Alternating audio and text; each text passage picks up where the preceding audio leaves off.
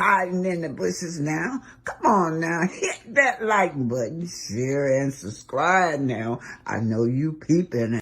Quit hiding in the bushes now. Come on now, hit that like button, share and subscribe now. I know you peeping. Quit hiding in the bushes now. Come on now, hit that like button, share and subscribe now. I know you peeping. Quit hiding in the bushes now. Come on now, hit.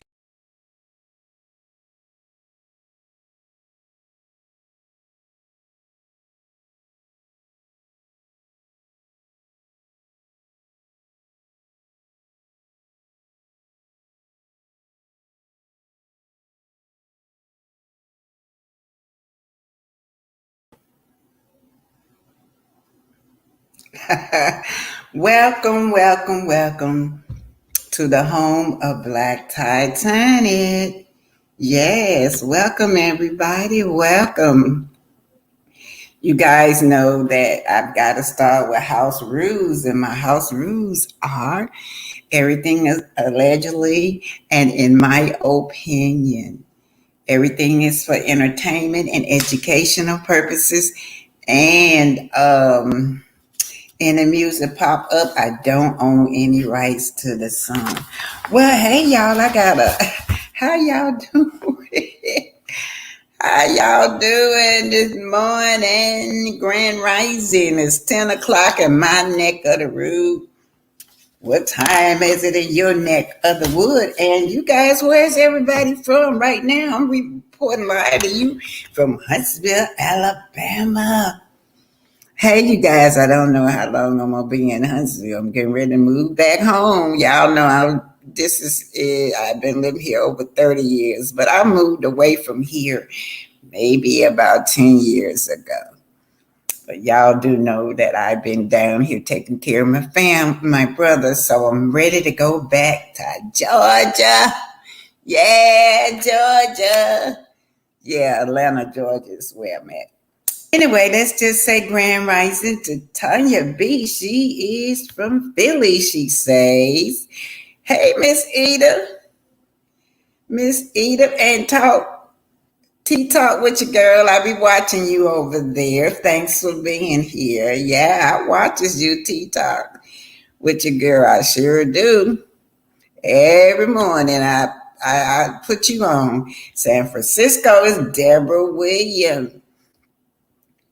Okay, Karen. Is Karen coming up? I thought I saw Karen, but it going so fast. Let's see. Thought I saw Karen, but this say typical sugar cookies.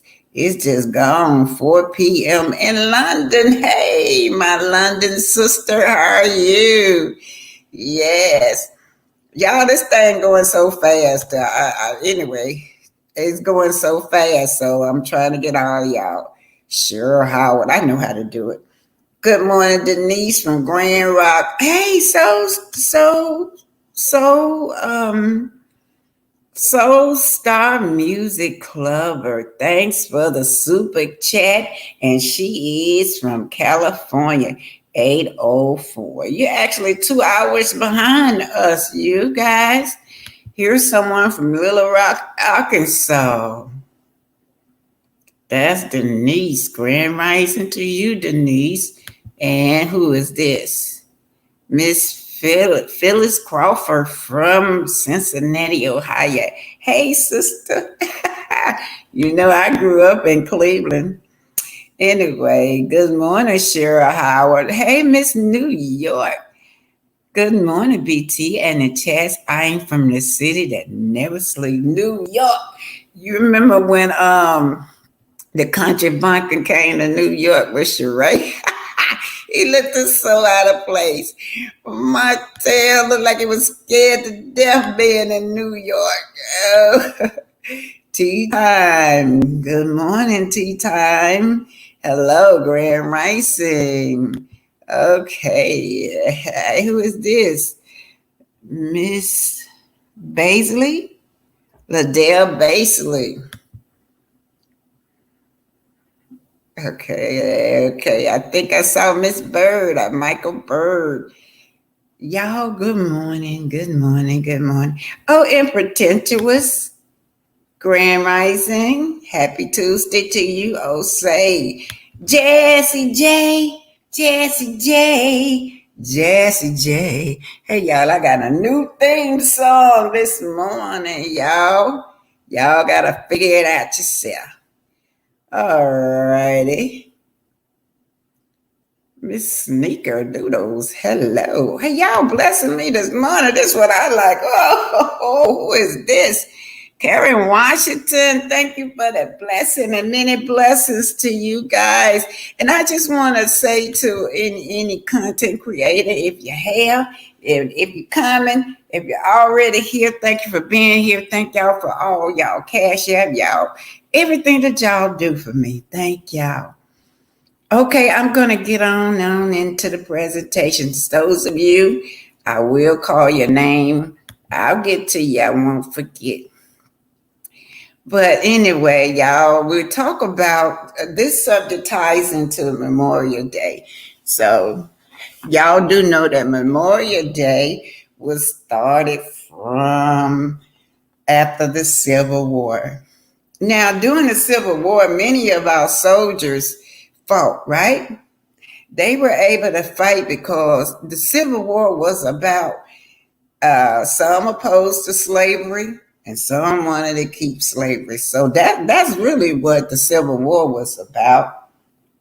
Yeah, and that's why many of our people should oppose that Confederate flag, because that's what it represents. It represents a time of pro-slavery, a time where they wanted to, that flag representing wanted to keep slavery, you guys. Yeah, that's what the Civil War was about. And then so when those black soldiers came home, they were never recognized, you guys. Of course, they had a lot of discrimination. Y'all know what was going on back in the day. They had a lot of discrimination going on, and some of they went to the black guys and say, "Hey, look, I offer you your freedom if you help fight this." And so, of course, black men is gonna fight because sure they wanted to be free, but the society never did change. Now, after the war, gonna be part two. What happened when they came home? When they came home, they were hung. Yeah, you got it right. Hung in their military suit. The black men's was. That's just how that's just how how the time was. They don't want to teach this in school because they say it's not fair. They want us to forget forget about y'all history that was so long ago. But they don't forget about their history, because when you look on them that money, you got all them dollar bill, $20 bill. They were slave owners. That's their ancestors. You look around at all these monuments and statues of their people from back in the day. And all them was slave owners. That's, yeah, back in the day, yeah, they tell us to forget about our history. Yeah, that was so long ago, but they always remember theirs. And most of the free blacks was put into concentration camp. And we did it before, but it was called the Devil's Punch Hole. Yeah, in Mississippi. So that's going to be part two. But today we're going to go show y'all how it started. Now, I titled this with Marsau. Y'all saw that. Marsau was sitting at the table with Tiffany, right? Yeah, he sat at the table with Tiffany, and he and Martell was dogging Tiffany out, you guys. Y'all know that. Y'all know that. But I titled him a house negro because this is exactly what the Civil War was about. This is exactly what Memorial Day was about. They never classified us as human beings. They questioned our whether we were humans or not. simply how Marsau questioned Tiffany at the table. I can't believe a human being will say that. Yeah, that's what he said to her. My stomach turned all upside down when I heard this black man questioning whether this woman is a human. I can't believe that. This is historical. All over the world, historical, they didn't believe that we were human. They questioned whether we're humans or not. Some say we monkeys. Some say we're gorillas. Some say we're like a cow or that table over there, that cow over there. Yes, I call Marsau the house Negro because what the house Negro do is carry on the biddings of his master. Yeah. Yeah, what Malcolm X said so eloquent, say, yeah, the house Negro love his master more than he loved himself. Love his master more than he loved his people. That's why he could sit up and say, I can't believe that a human being would think like this or say what they say. Are you human? Yeah, Marsau, yeah. And then that's what the Civil War was about. Also, you guys, the Dred Scott decision when the slave took the owner to the court. And Judge Taney was the judge over him.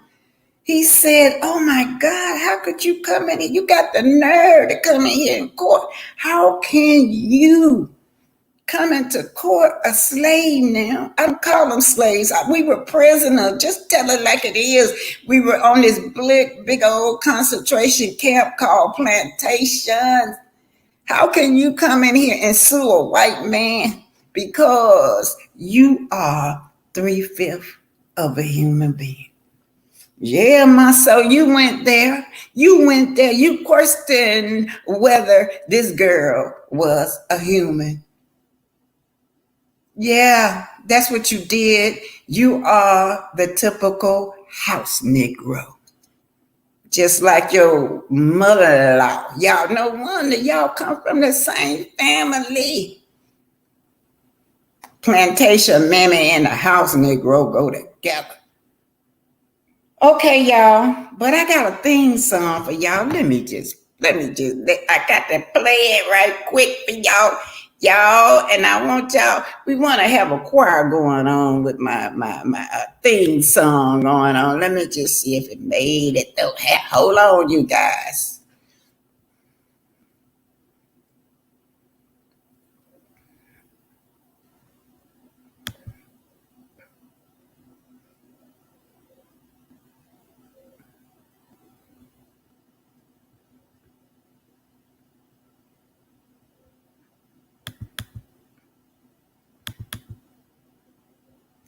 Well, Grand Rising, everybody. Hello, everybody. Hello. So glad to see y'all this morning. I wanted to come on last night, but I was kind of tired last night. Yeah, here we go, y'all. It's coming up. Y'all, I want y'all to be my choir out there when I say that. But I was just thinking about that rock busted movie with Will Smith and Martin Lawrence, you guys. Y'all remember that movie? Bad Boys. Hey, wait a minute now, y'all. I know I can't sing, but I just got to try. And let's hear the alto. Altos. Let's hit it. Bad boys. What you gonna do? What you gonna do when they come for you? All right. Sopranos. Let me hear you, soprano. Bad boys, what you gonna do? What you gonna do when they come for you? Yeah. I hate to say y'all, but anyway, y'all remember Martin Lawrence? Yeah, when he's talking about when the cops come for you, yes. Bad boys, what you gonna do? What you gonna do when they gonna come for you? Yeah, girl, yes. They coming for you, girl. Bad girls. They coming for you, girl. What you gonna do when they come for you? Bad boys, bad girls, bad girls. What you gonna do when they come for you?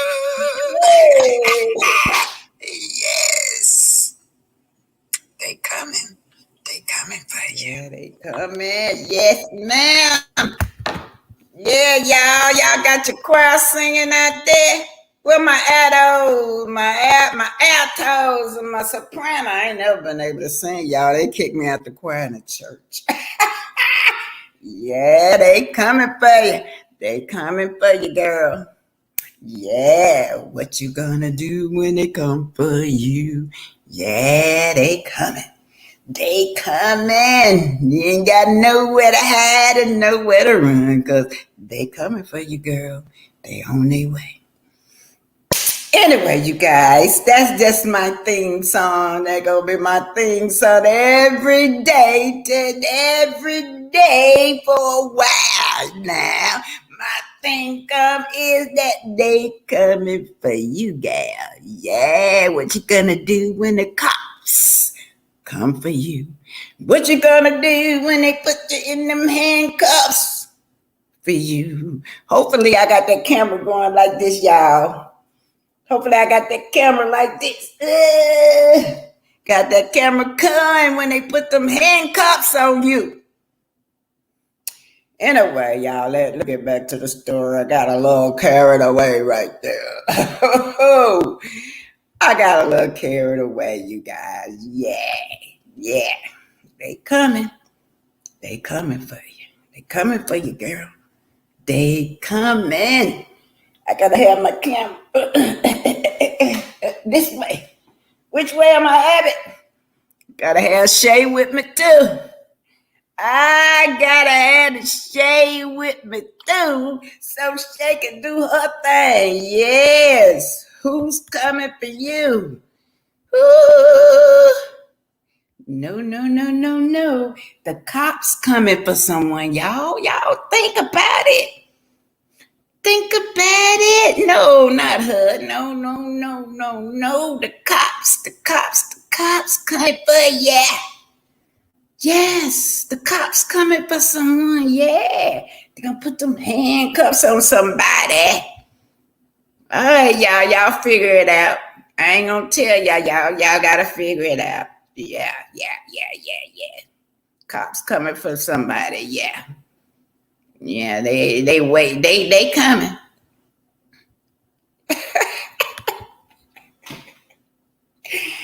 I want to have Shay right there. I wish I could go back over there right now. I want to be able to see it. I want them to call me when they pick her ass up. Yeah, I'm talking shit this morning. Yeah, when they pick her ass up, I want the cops to come on down here with the camera. Come on down here and film. But make sure you're on public, in the public parking lot. Film it. You and Shay. Yeah. Okay, y'all. I ain't playing with y'all. Who is this? Now, y'all put your thinking cap on. I ain't calling her no. Does her day start with an S? Curtain number 1, got it. Yeah. Curtain number 1, Miss Flora Hooks is on curtain number 1. Yes. Yeah, that's it, Miss Flora Hooks. Yes. Yeah. Okay, y'all. Yeah, let me. Oh, what Tammy say? Tammy said, who's going to the slammer? Yeah, all them bad boys and bad girls going to the slammer. Yeah, that's who go to the slammer. You know who go to the slammer, Tammy. All right. Somebody say, I got it. Somebody say, I got it. Got it. Okay, Tanya B. I can't say it, but you can say it. Down there in the chat. All right, y'all, let me get back. So,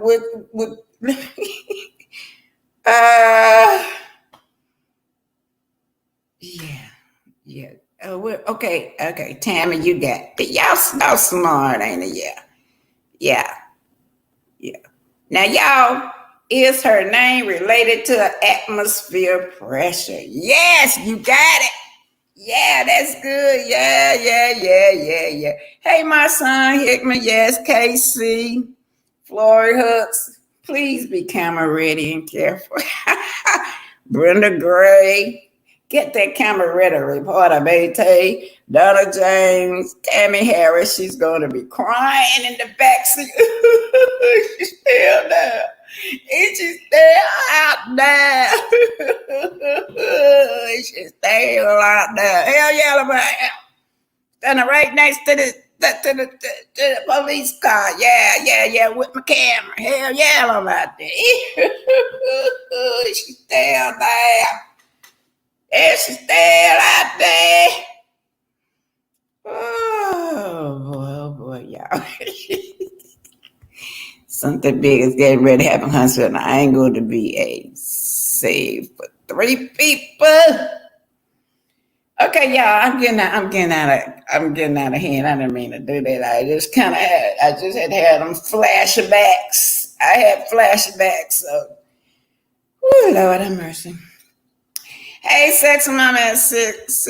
Hey, sexy mama at 6. I'm being petty today. Let me get on with my presentation, y'all. We're talking about the holidays. Now, let me go on. We're talking about, let's talk about Memorial Day, the history of Memorial Day. Memorial Day, formerly known as Decoration Day, was originally started by a group of African Americans, right? And many credible historians have confirmed that the holiday was in fact initially held by liberated blacks in Charleston, South Carolina. It happened on May the 1st, 1865, right after the Civil War. Now, we're going to go into history on the Dred Scott decision because that's really what that war, it created a civil war, you guys. And like I said, right after that, they put our people into concentration camp. And it was called the Devil's Punch Bowl because many of them died. I mean, thousands of them died. Many of our soldiers were hung also, even with their suits on. So that's what happened, but it became whitewashed now. The day became whitewashed. They took this day, Memorial Day, and made it as though they had created. But before then, none of the veterans was not recognized. But we started Memorial Day. We started all those days. A lot of stuff we started, y'all don't know. Like, I just want to get off subject a little bit. Like when you kids go to school, they get the free lunch program. When we started that back in the 70s, the Black Panther started that. Yeah. And let me tell y'all what was so incredible. They will always bomb or burn up the food supply, right? And we would go right back, and the neighbors and everybody would always donate food, donate buildings. We kept on feeding the children for school. And then I just don't be done after they took the Panther down. What they do? Copy it. And the government pretend like they started those programs. But yeah, free lunch program was started by the Black Panthers, you guys. Okay, we finna get on to our presentation. Now, I went and visited Oakwood College. It's now known as Oakwood University, right? I guess, and before I forget, you guys make sure y'all go like all of my videos I got up because that's where I get paid by the likes, right? I'm down very low. Just go like them for me so I can get paid. Get a decent check. They only pay us once a month. And so now I won't get paid today because when I give y'all Black History, I don't get paid, but I still have to come to you guys. And like I said, I'll just be on the surface. I have to create a platform for you guys. And I guess I'll do that soon. And what to say, the WIC program was also, Yeah, let me put that up. The WIC program was also started by the Black Panther. Yes, it was. Yes, it was. Yeah, yes, it was. The WIC program. Yes, ma'am. I love me some Miss Black Titan. I have shared your channel for the history you teach. Hello, my son and little. Thank you, Flora Hook. Okay, I'm gonna go on. And so this what brought me down here, you guys. Now it was the ending. They had they were killing up most of the Panthers, right? This in the 70s, you guys. And I was instructed to leave and move and get out of here. We need you. Now, y'all, I told y'all my role as a Black Panther was just just to educate the children. I was just a teenager too. You have to remember that most of the teenagers was nothing but children. Now, when you went, I'm talking about our area. We were not called. We had split up from the Black Panthers, and we were known as the Black Nationalists, right? You know, you always gonna have all this in-house fighting. But I was young. I was just a teenager myself, probably in junior high school, and they recruited me because I always had great grades to get up every morning, go to the center, make sure the kids are fed, make sure their homework was did, and in the afternoon. Now, my other buddies, I wanted to go out in the field with them, but they wouldn't allow me. They wouldn't let me. I just felt so useless. Yeah, they wouldn't allow me to go in the field. Most of the Black nationalists was teenagers in the hood. And when you go to school, all your teachers was Black nationalists. When you go to church, your preachers Black nationalists. So that area right there was Black nationalists all the way. We were not Martin Luther King followers.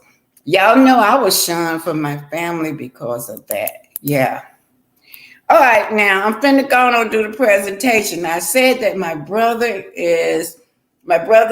well, yeah, the Panthers was breaking up and I came down here. My family was moving down here because they are all educators. They're all teachers, right? College professor.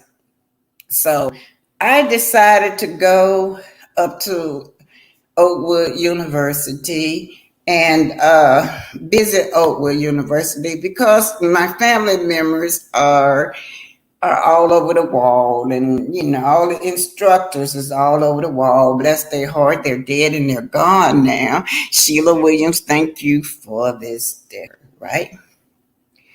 So while I'm up there, I was having this time with my ancestors because Oakwood University was once a slave plantation.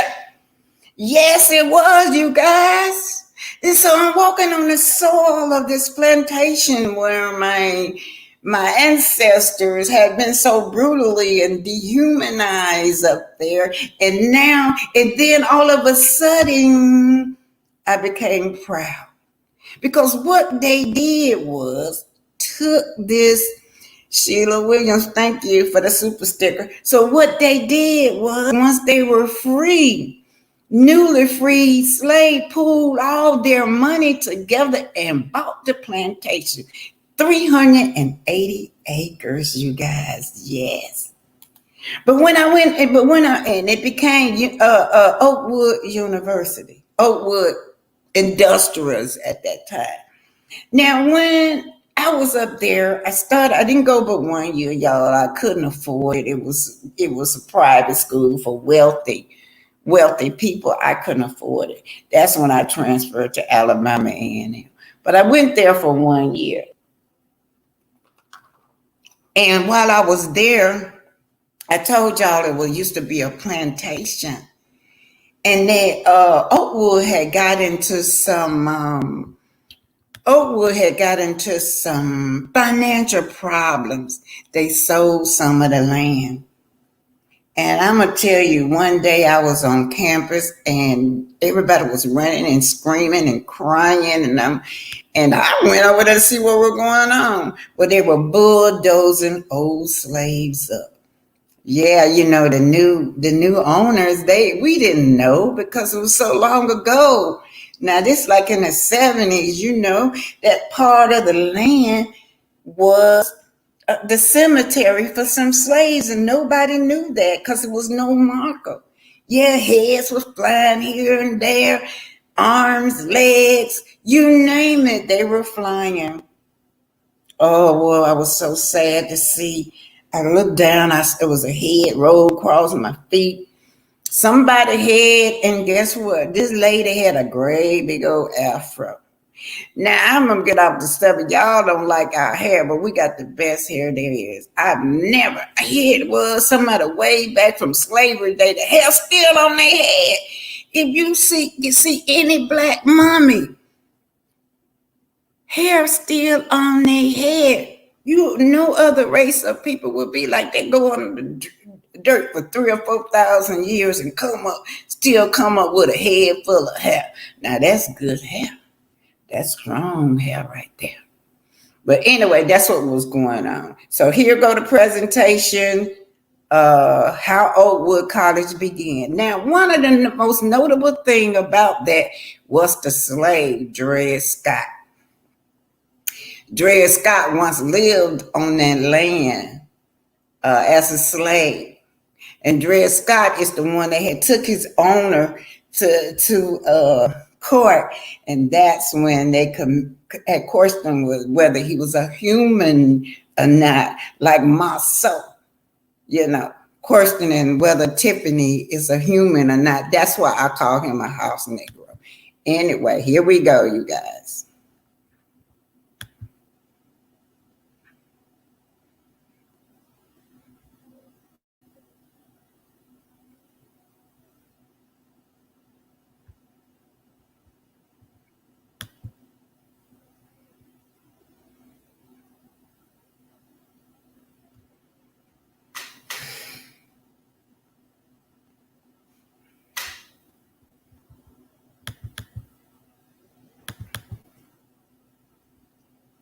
Anyway, hey ADR, Yolanda Raleigh, Sexy Mama at 60, Gwen Brown, Lizzie, everybody, Grand Rising, Happy Memorial Day to you guys as well.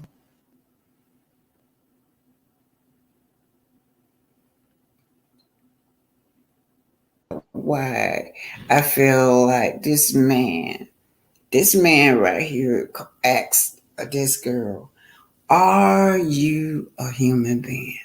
That's what he asked her. And that shocked me. It turned my stomach up because historically, we have never been looked upon as humans. It's even in the Dred Scott decision that we are 3/5 of a human being. And therefore, in this country, or even when we walk in the courtroom, we would never be respected or have the same rights as others because we are considered property, like that couch or that bed or that TV or your car. Are you human, he said. The house Negro, that's what I'm referring to Marsau as. He just like his mother. It's equivalent to the plantation mammy, but they call the men's the house Negro because they live in a house. They love their master more than they love themselves, says Malcolm X. They're here to carry out the bidding of their slave master. Let me get into this.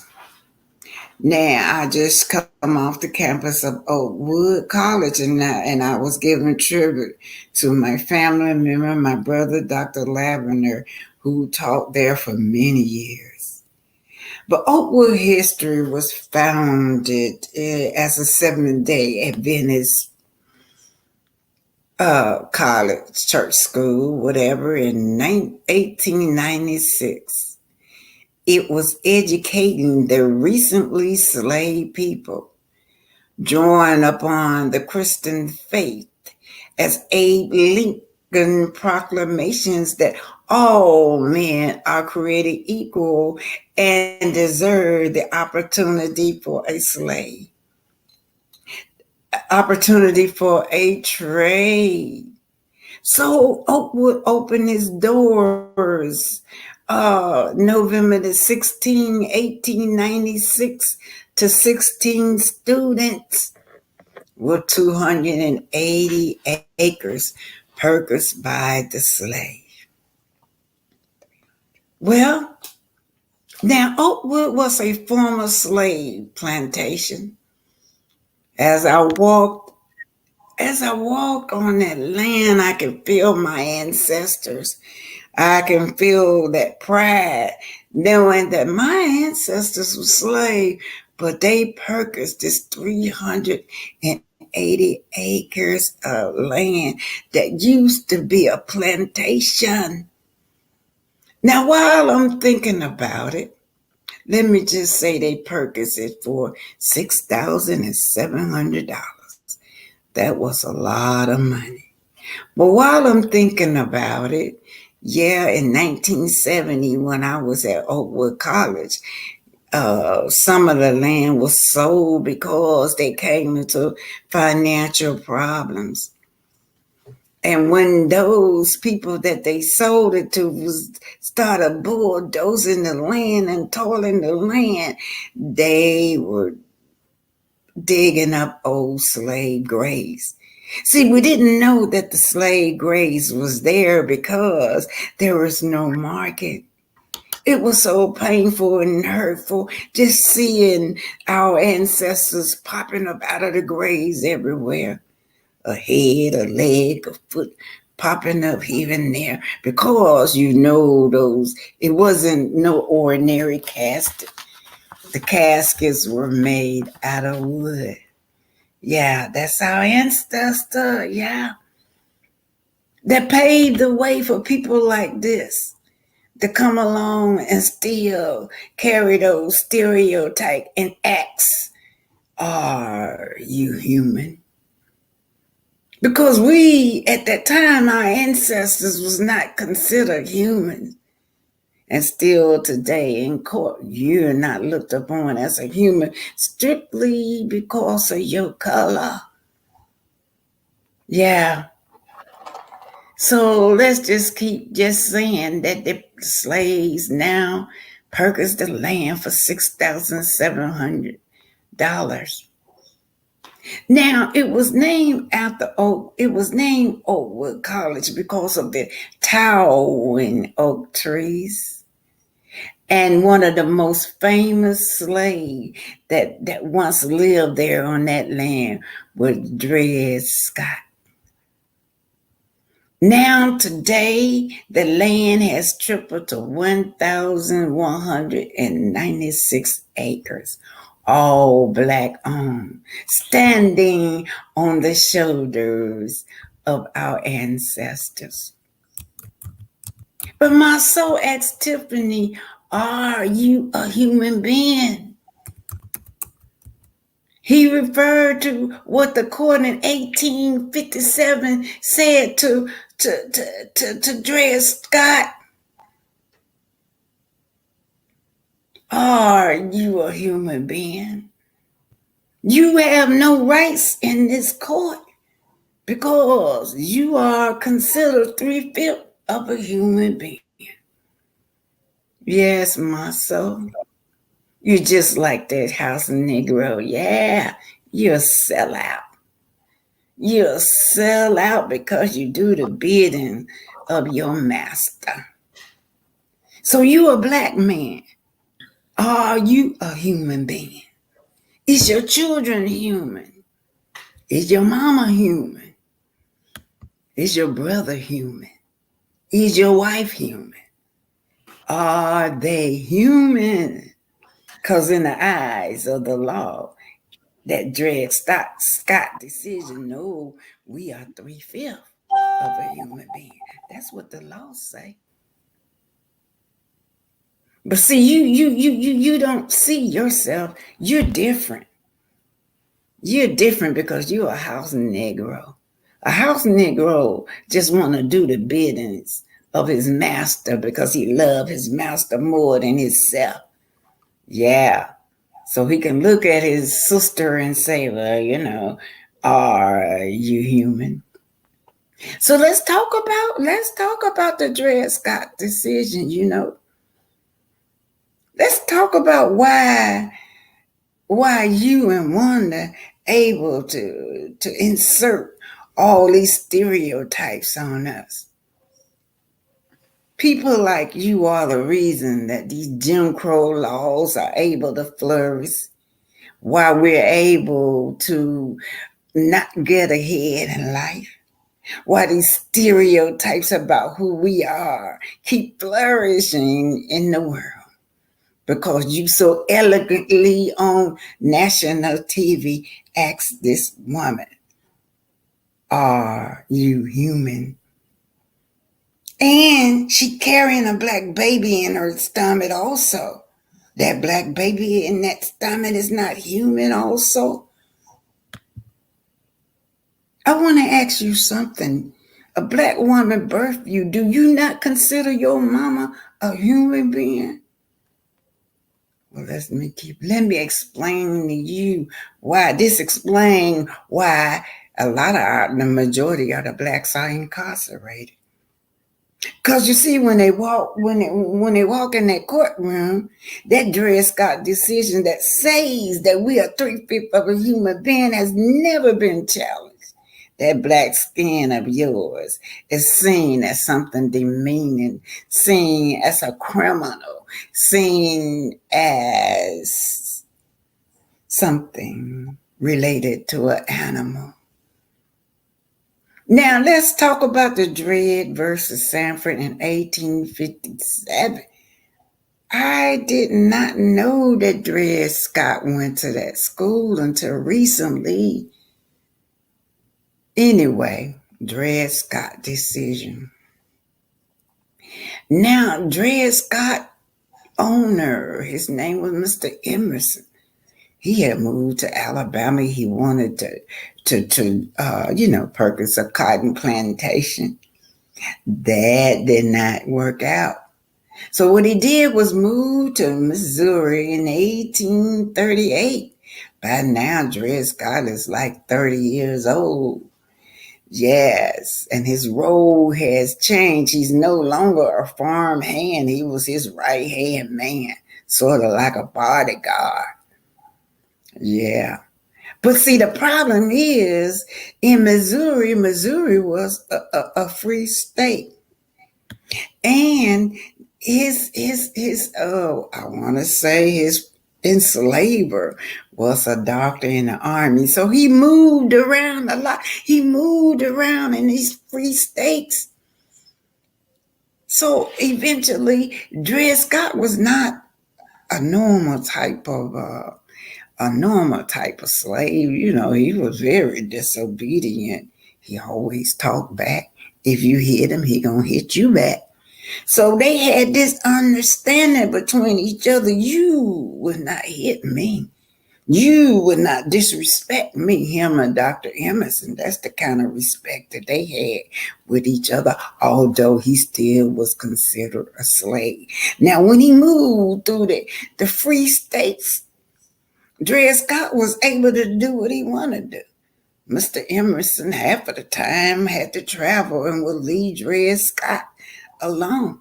So what Dred Scott would do, he would go work for other plantation owners, but they had to pay him. Yeah, can you imagine that? They had to pay him to work for them. Anyway, Dred Scott, they moved to, where they moved to Illinois now. And I think that's where he met his wife. He met his wife, Harriet. They got married. And I'm going to tell y'all something that was very unusual for, two slaves to get married in those days by the law. But Mr. Emerson, however, married him. And the owner of Harriet, allowed them to be married. Now, They say, slaves has no rights. So that, no wonder you're calling, saying, ex Tiffany, are you a human being? No human being talks like you do because you're saying that she has no right. And she don't deserve to have right because after all, she's not a human being. That's how you see women. Yes. So anyway, after Dred Scott got married, they were, and him and his wife was living in a free territory. He no longer wanted to be a slave. But eventually Dred Scott owner died.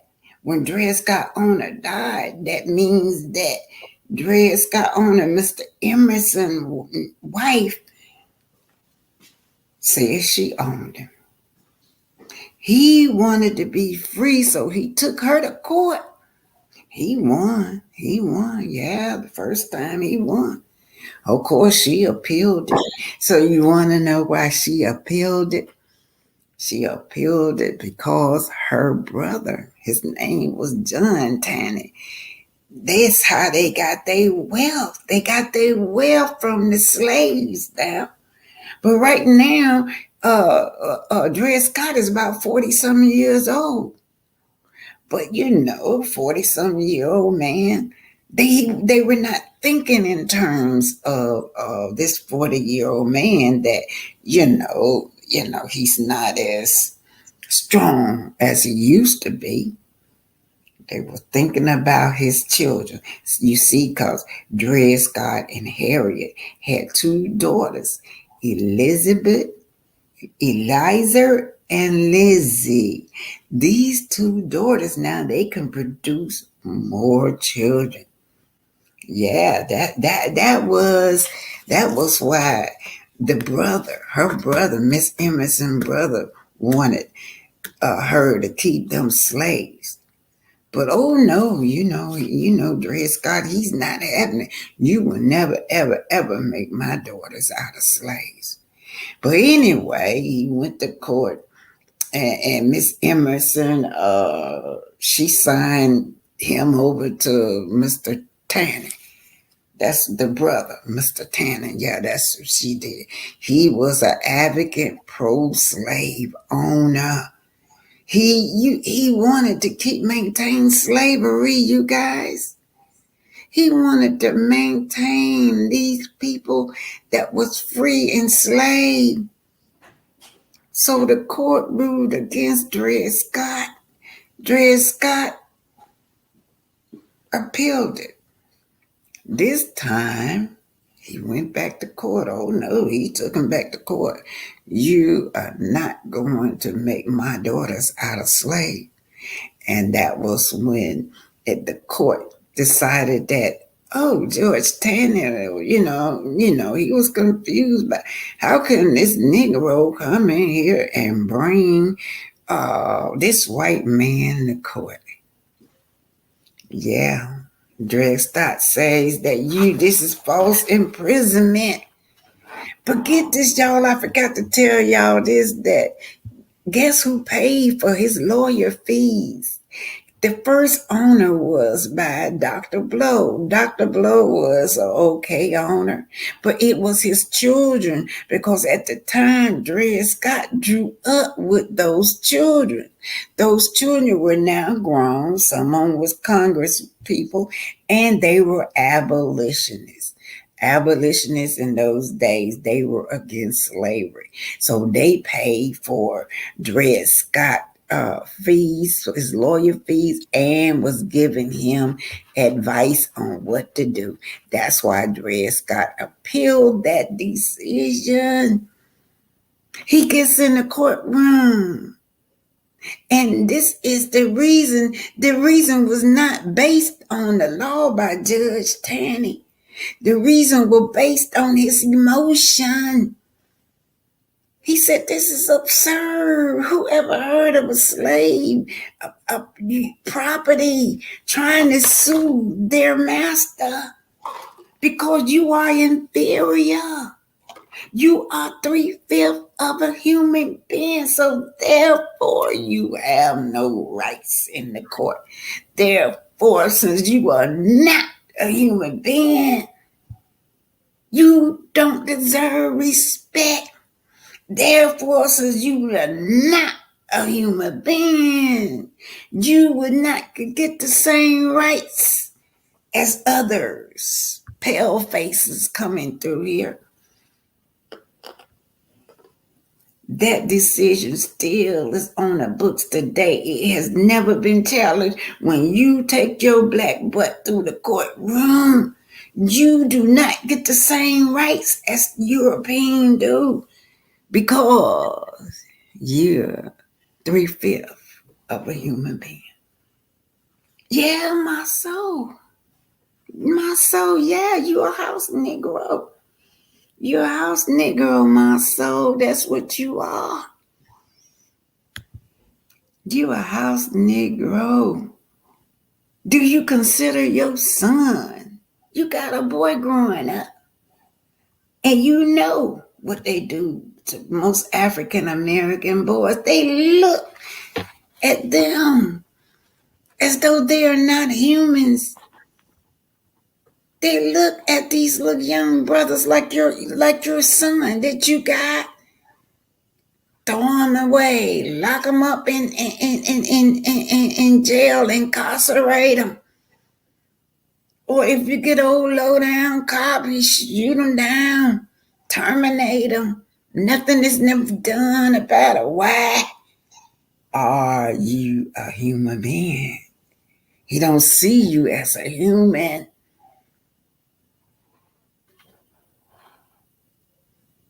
Did you forget your history? Did you forget that you was a black man in this country? Did you forget you had a black brother, a black sister, a black mother, a black daddy in this country? Did you forget that legislation states that you are 3/5 of a human being? Oh, and this story didn't just begin today. This story has always been like that. This story has always been out in history. That black people are inferior. That black people are their property. Why? Because they are not human. What Marsau say? Are you a human being? Oh, can a human speak like you speak? Yeah, Marsau, you a house negro. You a house negro. You are the villain.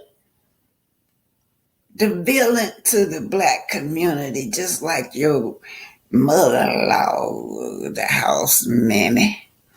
That's what you are. You are a villain. You can say nothing inspiring to the young brothers and sisters coming in this up today. Nothing inspiring about you saying that we as black people are not humans. Because when you say that to Tiffany, you say it to the whole black race. All of us. Including your mammy, including your brother, your sister, your daddy, your children, your wife. Are you a human being, he said. You so falsely believe that you're different. You so falsely believe that you all that. You so falsely believe that you're not in the same category as we are. Because if you did, you will realize that legislation says that you are 3/5 of a human being yourself. So now I'm going to close on this. This is mad. This is crazy that I'm having this conversation 2023. This is mad. This is crazy that Carlos King's got people with a mentality like this house Negro, like right here on TV. Yeah, you're a house Negro. Yeah, the house Negro love his master more than he love himself. That's what you are. It's so unfortunately that all these men's on love and marriage, Huntsville, you guys have no respect for your own kind, your black race. Oh man, I don't know what to say. But when I heard this, it turned my stomach upside down. You made me sick. Hello, my name is Jim Caviezel, the actor who played Jesus in the movie The Passion of the Christ. You made me sick. To understand this, you have to go back to what young brother here referred to as the house Negro and the field Negro. Back during slavery, there was two kinds of slaves. There was the house Negro and the field Negro. The house Negro, they lived in the house with master. They dressed pretty good. They ate good because they ate his food. But he left. They lived in the attic or the basement, but still they lived near their master. And they loved their master more than the master loved himself. They would give their life to save their master's house quicker than the master would. The house Negro, if the master said, we got a good house here, the house Negro say, yeah, we got a good house here. Whenever the master said we, he said we. That's how you can tell a house Negro. If the master's house caught on fire, the house Negro would fight harder to put the blaze out than the master would. If the master got sick, the house Negro would say, what's the matter, boss? We sick. Yeah, that's what you say. So the master say we are not human. Oh, yeah, well, yeah, I agree, master. Yeah, Tiffany, are you human? Because that's what the house master taught you.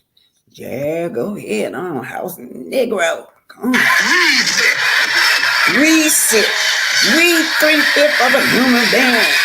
Oh, go ahead on, house He Negro. identified himself with his master more than his master identified with himself. And if you came to the house Negro and said, let's run away, let's escape, let's separate, that house Negro would look at you and say, man, you crazy. What you? That's right, man, you crazy.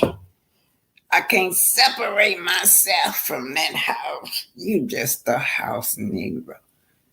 So Master Malcolm X so elegant would say, when the master say we sick, you say, when the master say he's sick, you say we sick.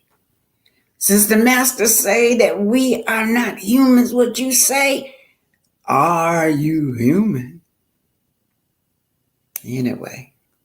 You guys, y'all need to study on the Dred Scott decision, and I think it's 1867, Scott versus Tanner, and that's what it's challenging. It's challenging that we are not human beings. That's what it's challenging. It's challenging that when our black skin walk through the courtroom, we as black people walk in the courtroom, we'll sing as this blackness seen as demeaning, this blackness seen as criminal activity, this blackness is seen as 3/5 of a human being.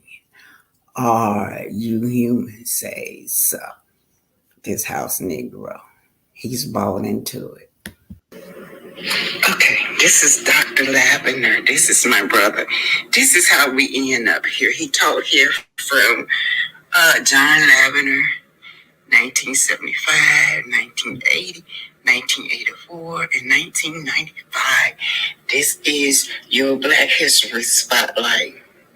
This is my brother, Dr. Lavender. Now, he is All of these are just professors that taught here. Most of them are dead and gone. Now, this is Oakwood College, and it's so many professors.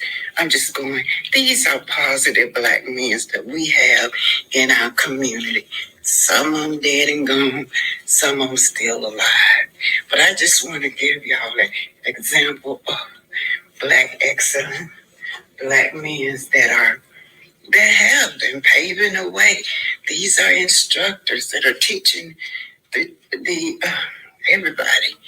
This is welcome to the Oakwood University School of Religion. So my brother taught theology, the Old Testament, God knowledge and ministry, Jesus' mission of hope to all the world. Yes, so hopefully so anyway, you guys, what I'm doing is just showing you guys that there's so much positivity around here. In the universities, this is where everybody comes from all over the world to come to school. And so, see those buildings up there? I don't know. Used to be the girls' dorm. That was in the 70s when I was here. So let me just... Now my brother died in... get back to my brother, you guys. Here he go. Oh, boy. Make me want to cry. So, here you go. Dr. John Lavender. So, let me tell y'all a true story. He dropped out of school in the 3rd grade. Yeah, y'all heard me. In the 3rd grade. Yeah. All right, you guys. I'll finish telling y'all the story. It's so touching. This whole, it's just touching, you guys. It just hurt my feelings so much for that man just questioning that girl about her. Give y'all the history. Let me get to college, and I'm also going to talk about why. Okay.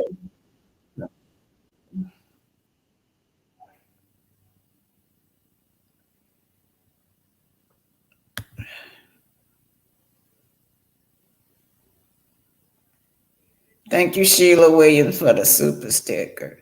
But let me get ready and finish telling y'all about my brother and why, you just can't look at a child and judge a child. My brother dropped out of school in the 3rd grade and ended up with his PhD. He dropped out of school, when they started drafting. Reason he dropped out of school because we were very poor. He went, to pick cotton and stuff so he can help feed the family with my grandfather. But anyway, they started drafting Black men. They had no other choice but to go to the army. But he ended up getting his education in the army. He also was a Pan-Africanist. He stayed in Tanzania for almost 30 years, him and his family. He always did international trade from the United States to Africa. He was a businessman also. And then when he retired from teaching theology, he ended up being a medical doctor. He had his not a medical doctor, what you call it? They next to a medical doctor. But anyway, when a doctor assistant, it was God, I can't think of it. Y'all know they doctors, they're able to get their own practice. They're able to, it's not coming to me. It's another word. Nurse practitioner, that's it. Yeah. He had his own firm, own office in Anniston, Alabama. But when we were little, they were a lot older than me. The first 3 sets, they were already grown and at the house by the time the second set of kids was born in our family. Y'all know that that's in the black family. You know, they put these white women on TV when they have babies at late age, but we always did it in the black community. You could be you could be in high school and go over your friend's house. The mama got a little baby in her arm rocking, you know. So anyhow, y'all, but that's it. You guys look up the Dred Scott decision. That's very important. Everybody needs to know about the Dred Scott decision. That Dred Scott decision has never been challenged, you guys. It is still on the books today. Also, what goes along with that, it has never been challenged, is that slavery is not off the book. It says that all men are created equally unless he commit a crime. And y'all know who they're referring to. If you commit a crime, that's why we got so many. They could just pick us up for anything and arrest us because it's still on the books. Slavery has never been abolished. Under that, it says, go back and read it. Y'all don't read. It's never been abolished. That's why we got 90% of everybody incarcerated is black people. That's that new plantation. Dred Scott had never been challenged. It's like y'all remember back in the 90s, mostly black people did crack, the little rock, and rest of the world did that powder. Powder more potent. But when you go through the system, you had one little rock there, give you 10 years, and the other person got all this powder on them. They may just get probation. So, yeah. So slavery has never been abolished. And one other thing I want to tell y'all that make me sick. Why do y'all stand to that flag? Why do y'all pledge allegiance to that flag? That flag, all those stars on that flag, each star represents a conquered state. Conquered your family, your ancestor. We were the first one here. This is our land. Artifacts have shown that we were here before, thousands of years before any other race came here in all over the world, even in the United States. So when they put every state where they went in and murdered us, took our land, a star went up. All the way from California to Alabama, all these stars meant that they had conquered your people. They had took your land, and you know how they conquered through murder. And then you get up, I pledge allegiance to the flag, to the United States of America. Y'all getting up there pledging allegiance to the flag. That means that you're so happy. I'm so happy you done took my grandfather and grandmama land. I'm so happy that I could just make a pledge or pray to the flag that you have came in and eliminated, terminated, stole our land, everything. So now I got pledge to this flag. That's what that flag means, y'all. Teach it to your children. You want to know every time they put a star on that flag, that means that your ancestors had been conquered. Meaning that your ancestor, most of them had been murdered. That's how they conquered. All right, let's get to some of what you're saying, and then we do have a little short thing, and then you guys could come up and talk to me. The next one gonna be about melody. Y'all, we have never discussed this. Shout out to Make It Make Sense. Y'all remember a few weeks ago, almost a month ago, on Make It Make Sense, when you had a so-called, she was a detective, a lawyer over there. You had all them people over there, all in just down in melody. But over here, it's time for us to bring some order back. It's time for us to, what we call it, the millimeters to activate in a positive way. I just couldn't let that go. I just couldn't let that over there make it make sense. What they were doing and saying to melody, be still.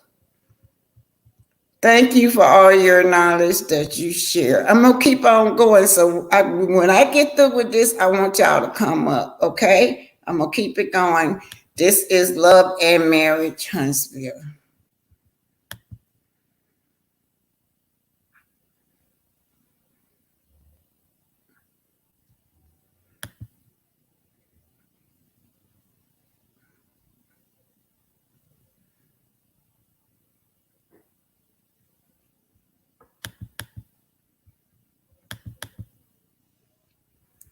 Y'all need to start reading and teaching y'all children. Don't be afraid to talk about your history with your children. We've been taught that it's wrong to do that. We've been labeled that we racist if we tell the truth about what happened to our family members on this soil. And then our history just didn't start with slavery. Yeah, y'all want to know the truth? By the time my kids hit the 5th grade, they just disinterested in learning anything. And we wondering, why is it their grades are failing? Because all they do, all from the time kindergarten on up to the 12th grade, all they see themselves as being inferior. Their other people history is superior and ours is inferior. All they do is talk about we were slaves. The children don't want to hear that. That's why you have to deprogram your children when they come home. You guys got to start learning and teaching your children. Okay, here we go. Love and Marriage, Huntsville. This is going to be, we're going to be on it on this one. It's about melody custody battle.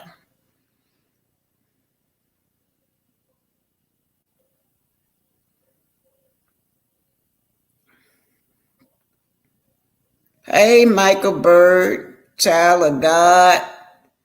I'm waiting on the video to pop up. Okay, I think it's ready. Yeah. Child of God, Grand Rising, Miss Black Tanny. Thanks for your Black history. Love you.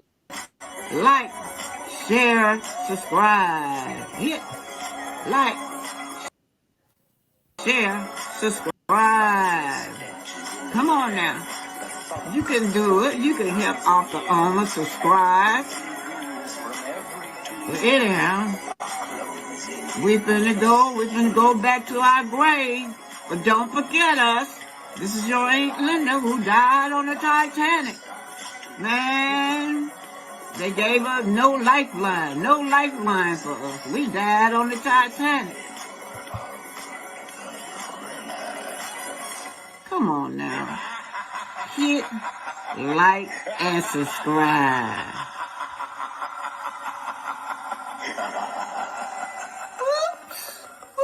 Woo! Hey, this by way of Make It Make Sense, and I love me some Make It Make Sense. And he tried to hold it down and be as fair as possible. But this is shout out to Here for the Hot Tea, because she came in there slamming, man. She really, she had to put them back in their place. Okay, y'all, listen at this now. We need to discuss this. I've never discussed this with my co-host. I want to do Melody right. Let's just do her right. Have to remember, the judge doesn't know what we know. Okay, even if she wants to show, I'm sure Her Honor Addison ain't up here. I'm sorry, really quickly. Somebody I invited is in the chat. Here for the hot tea. You are more than welcome to come up. Somebody sent me her channel today. Come on here for the hot tea. I would love to hear your opinion. So tell them let me go ahead. Tell them, Give them for the Here for the facts. hot tea. You are more than welcome to come up. We got about 600 people in the chat. We should be at like 400 likes. and we are at 200. So y'all hit that like button legally. You got the floor. Oh, thank you. Yes, y'all get the lights up. And what I'm saying is, though, the judge isn't in this world of social media. Look, all things, all marriage times, all that stuff. She's not in there. What she has is supposed to be for her and the records that have been going back for years. And also based on what the parties have shown us and the evidence, that's what she goes on to make the decisions. And later on, we could get deeper into the custody agreement and all those things and the analysis of her decision. We can get into that if we can expound on that later. However, in this instance, the law is the law. So yes, he can ask passwords. And under some if it's relevant to the case, he can ask who's coming in and out. He can ask any of the questions. And here's the thing, and so can she. She had the right, and she, in the case, to ask him who's coming over. What are your passwords? So it goes both ways for both sides. So it is fair. Melody had every right to ask those questions herself. And I'm going to pause and let other people have it. Go in, America. Here for that, I didn't see you backstage. Welcome to the channel. Hi, thank you so much for inviting me. What's the lawyer's name? Mia? Or Leah. Yes, I mean lawyer. Leah. Hey, I'm sorry. Because I thought he was calling you legal lead. Yeah, just call I me call Leah. her legally. Yeah. Just call me. Okay. Words. Hi, everyone. I wanted to actually join the panel for the meters.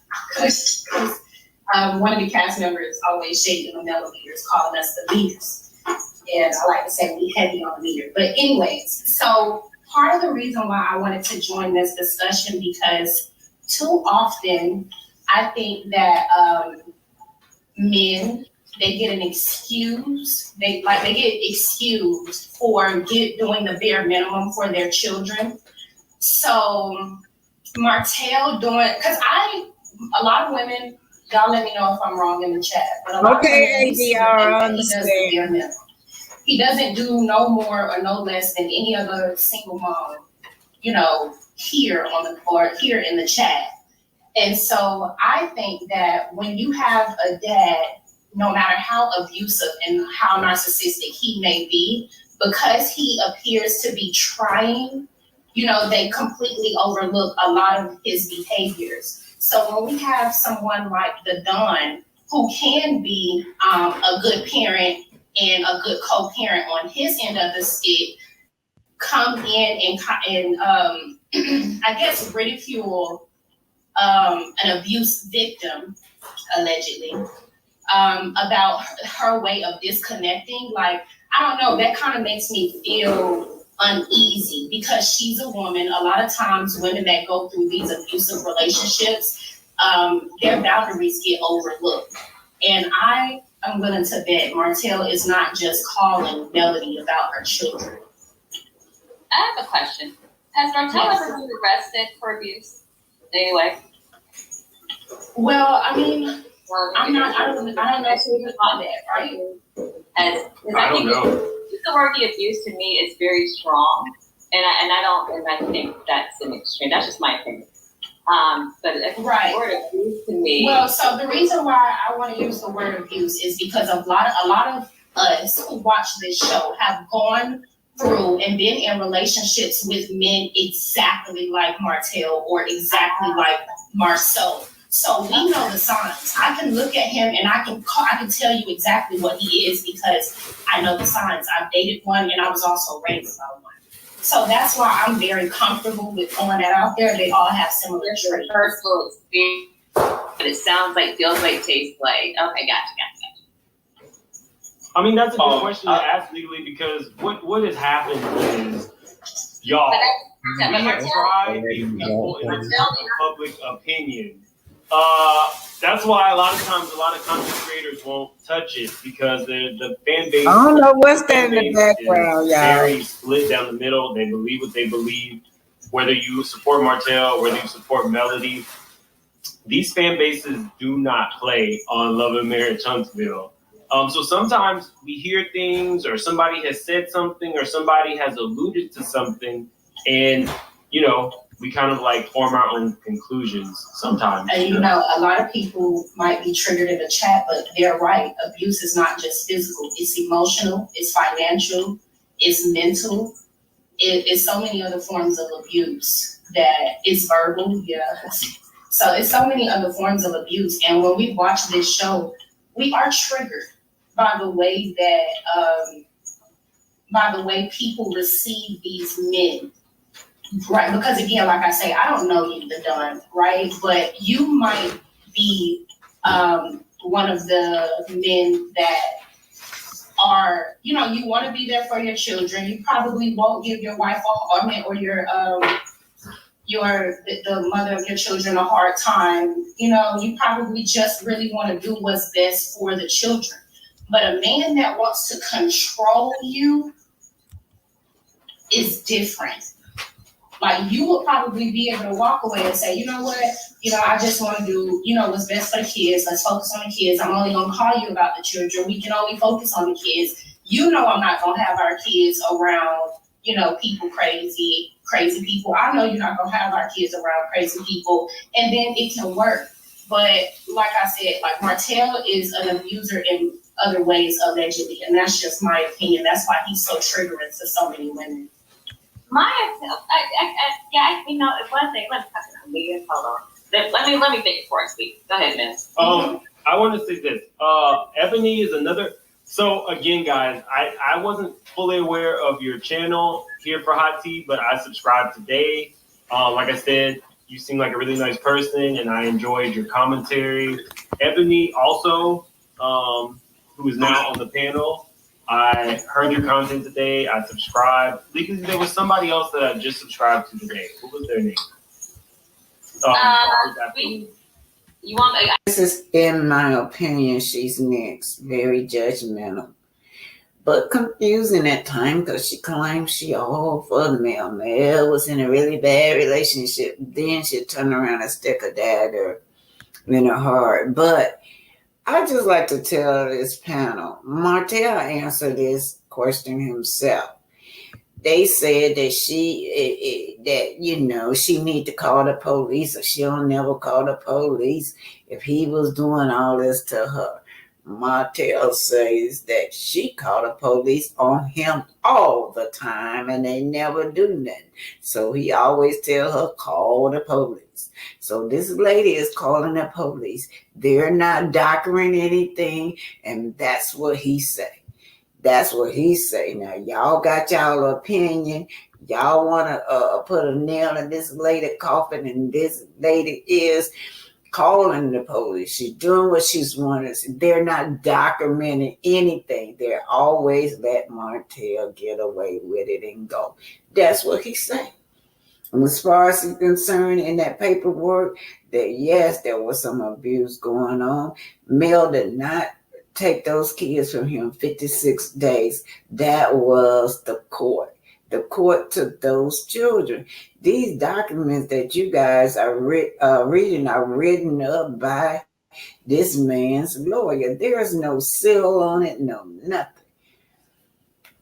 It's legally. Thanks for being here and talking out loud. And Taylor, you a content creator? I am. How you doing, Miss? It's my first time up here. Welcome to the channel. Everybody's welcome. Jump in my opinion. Okay, so I want to hear one thing at first. Okay, so let me tell you, everything I'm finna say is my opinion. Okay, first of all. Okay, so the first thing is, I saw somebody in the chat say that Mel paid for Martell to go to school. It's not true. He had a football scholarship. Look it up. Second thing is, I want to respond with what the name is? What? No, they didn't say Mel paid for his school. No. There was a time that he did get into the campus like that. He ran into financial problems, and he was out. He was out for a while, young lady. In my opinion, this is what Mel and Martell would tell. This coming from their mouth. Okay, Miss, in my opinion, he might have went to school for a scholarship, right? it only lasts for X amount of years or whatever, maybe a year. I don't know how much the scholarship was. But there is a time that he was not in school because of financial problem. And who working 3 jobs did pay for him to get back into the swing of things with his education?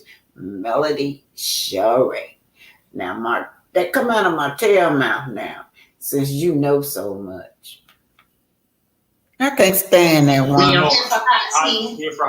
also want to say that there's a video that Martell said that he said out his own mouth that Mill paid for his school. Okay, well, I'm just saying, check with Alabama A&M. It's on their records that his college scholarship was paid for. He paid for that last. Okay, you gotta let her finish. Hold on.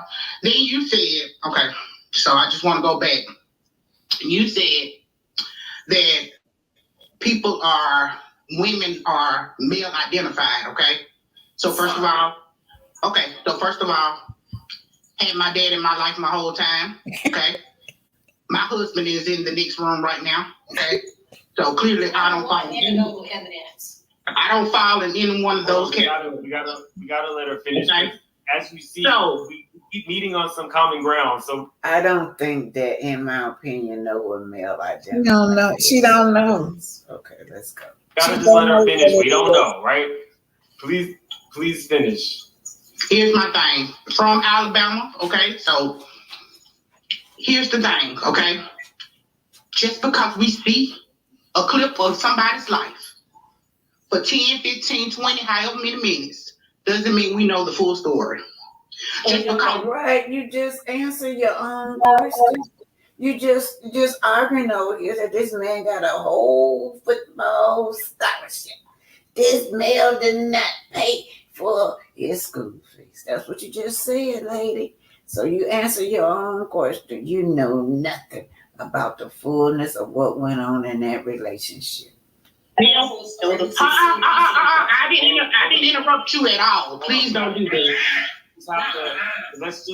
We just have to let her finish her thoughts. She'll definitely have a chance to respond. I know, she just gotta calm down and take breaths. Hold on. Okay, now here's the hot tea. Now I know what you just did. I'm being so serious. I'm being so serious. We're gonna have these. Well, you need to be so unserious. Hold on, or what? Jesus in the rain. Okay, if we're gonna have these kind of conversations, this is what I was trying to tell you, ma'am. I can guarantee I can control my channel. If we're gonna have these conversations where people share their opinions, we just have to respect one another. It's just a conversation amongst like-minded. It looks like all Black people. I can't see some of y'all, but I think it's all Black people. Mams, you ain't Black, remember? Mams ain't Black going to the streets. Now you know they got some new people here. Don't be saying that. Somebody said that I wasn't Black, and I didn't want to talk about it. I definitely am. I'm a Black person, proud to be Black. Anyway, please continue my opinion. Please don't incite any violence. Here for the hot tea. Let's just have a conversation. I'm immune. I just be trolling. That's my problem. I need to just stop. That's my problem. I thought you were funny. That's why I invited you. Please finish. People be taking me too serious. Okay, so whatever happened in your life, you cannot put it into this, okay? And the reason why the Don said she needs to file a police report is because all that stuff can go into court.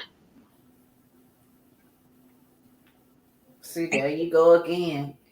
She did. She have filed so many police reports. And that's what Martell say, Miss, in my opinion. Martell say you call the police on me all the time, but what they don't never do nothing to me. So call the police. Call the popo. That's what Martell say, but they ain't gonna do nothing. Miss, in my opinion. You can call police. Madison County courthouse is open. Okay, you can file a police report. Okay, but for it's not to be no documentations on him, and then everybody putting these titles on him. That's unfair too. And I'm for what's right. Okay, I'm not a millimeter. I'm not a hotel, whatever. I ain't checking into the hotel. Okay, I ain't none of that. Okay, I'm for what's right. Yeah, whatever it is. You know what? I feel like he's for the streets. Okay. What's right is for you to get your facts straight, right? The fact is that you're saying that this woman don't call the police on this man. But that's not what Martell say. So that's why she said that this lady is a male identifier. Yeah, that's why she says she's a male identifier, because what she do, she favor whatever the male is doing. I don't care what kind of complication is going on between these two, male and Martell. She's not going to put a male into consideration. No. Her identity is going to be what? Her personal sense of an individual. Her personal sense of this individual is going to be towards the male. Yeah. He was not a good husband. He is not a good man. Okay. He's not what we would classify a good man. Okay. But we can't put titles on. I mean, I keep seeing people put these titles on. Oh, he's abusive and he's this. If he is, then she got to wait to document that and have it put in court. Have it in those papers. I do. It's been documented. Yeah, it's been documented. Yeah. Yeah, she's called the police. They refuse to document anything, but what little she got is documented. That's why this man, the children was taken away from him for 56 days. Yeah. And also in the documents, they put hot sauce in the children's mouth. He was doing things to the children that he had no business doing. Yes, it's documented. Agree, but I think you saying physical abuse. I think what we I know, I'm not saying that physical abuse, because in Alabama you can have physical, mental, all that documented. If it's affecting you and your children, you can have it documented. So if she feels like this is something that's happening that she needs to protect herself and her kids from, then she can have it documented. She did. That's why she divorced him. She didn't, because it's not in the courts. I went ahead and muted everybody else. Please finish in my opinion, and maybe don't reference a particular person. That might help. Okay. All I'm saying is, it seems ridiculous that we're sitting here fighting over some people. You don't know, we don't know. But you know what? Black women deserve the right to be free from violence. Yeah. And when we call the police, like he said, call the police, they're not going to do anything. So then what's up, sister? Why can't you stand with your sister? Why is it so difficult for you to stand with your sister when I don't know if you know her. I don't know if you know the story, but if you listen to what he's saying, he says that she calls the police on him all the time. They're not doing it. They're not documented. Yeah, these words stun me with what some of these women are saying about the victim. In other words, the victim has no rights to be free of her violence. Oh, wow. This woman keeps facilitating that male is the one in the wrong. Yeah. Women's experience. Let's talk about black women's experience domestic violence. They just experience domestic violence more than any other race of people, because they're not taken serious when they goes into the courtroom. It says that in 2020, 4 black women and girls were, terminated by their husband, their boyfriend. It's 14% by their husband, their boyfriend, their father, another man that they knew. Black women account for 14% of the female population in the United States, but 28% of the females are terminated, you guys. And this is why. And then women's like this, feel like black women don't deserve the right to be free from violence and harm. That's what she gives me the impression of. We don't know the whole situation. We just know what they say in the interview, what they say on social media, and what snippets that we see on the reality show. That's been edited. Okay, that's your fair opinion. I think legally was next, right? Yes. Okay. Please don't incite any violence. I would never. Okay. During the current trial, this court has found the testimony of both parents to be less than genuine. Each parent can only recall testimony in their favor, but are evasive in other respects. Regardless of the frankness of their testimony, the court acknowledges that the father has made positive strides and is placing his children's best interests first. However, the court cannot find the same for the mother. And okay, that's now this is not a confirmed document. This document has no court seal on it, anything, you guys. This is what Martell is telling his lawyer to pull up. This is Martell lawyer, and that's why they're able to find it, because it's not in the court records, you guys. Like I said, black women deserve the right to be free from violence and harm. Black women also deserve the right to be vulnerable, to create boundaries, you guys. Too often we take pride in our resilience, neglecting the beauty in being transparent. Mel is trying to be as transparent as she can about what's going on with the abuse from her husband or her ex. Yeah, this is how they look at us. To say that we are too strong to be victims. Yeah, that's what they say about black women. And that's how the court look at a black woman when she walked in. Oh, she's too strong to be a black victim. So this creates the perception that only weak people experience domestic violence. Only other races deserve to get justice in domestic violence. This is completely false, y'all. And this really stops survivors, especially black survivors, from disclosing violence out of fear of not being strong enough. Either when a black woman, they see you as a strong black woman, what you doing in here? And then oftentimes we're not believed. Black women deserve specific, concrete solution that contribute to the decrease in these incidents. So look at these women's right here. These women's right here, man. They say that they are for their sisters, but what they are for on the right side of the law, when you know that we have the less sentiment when we go into the courtroom. They look at us as being strong black women, or they look at us as telling lies when we come into the courtroom. And just like here for the hot tea says, this black man is trying. The bare minimum that a black man do, it should be praised and recognized. Yeah.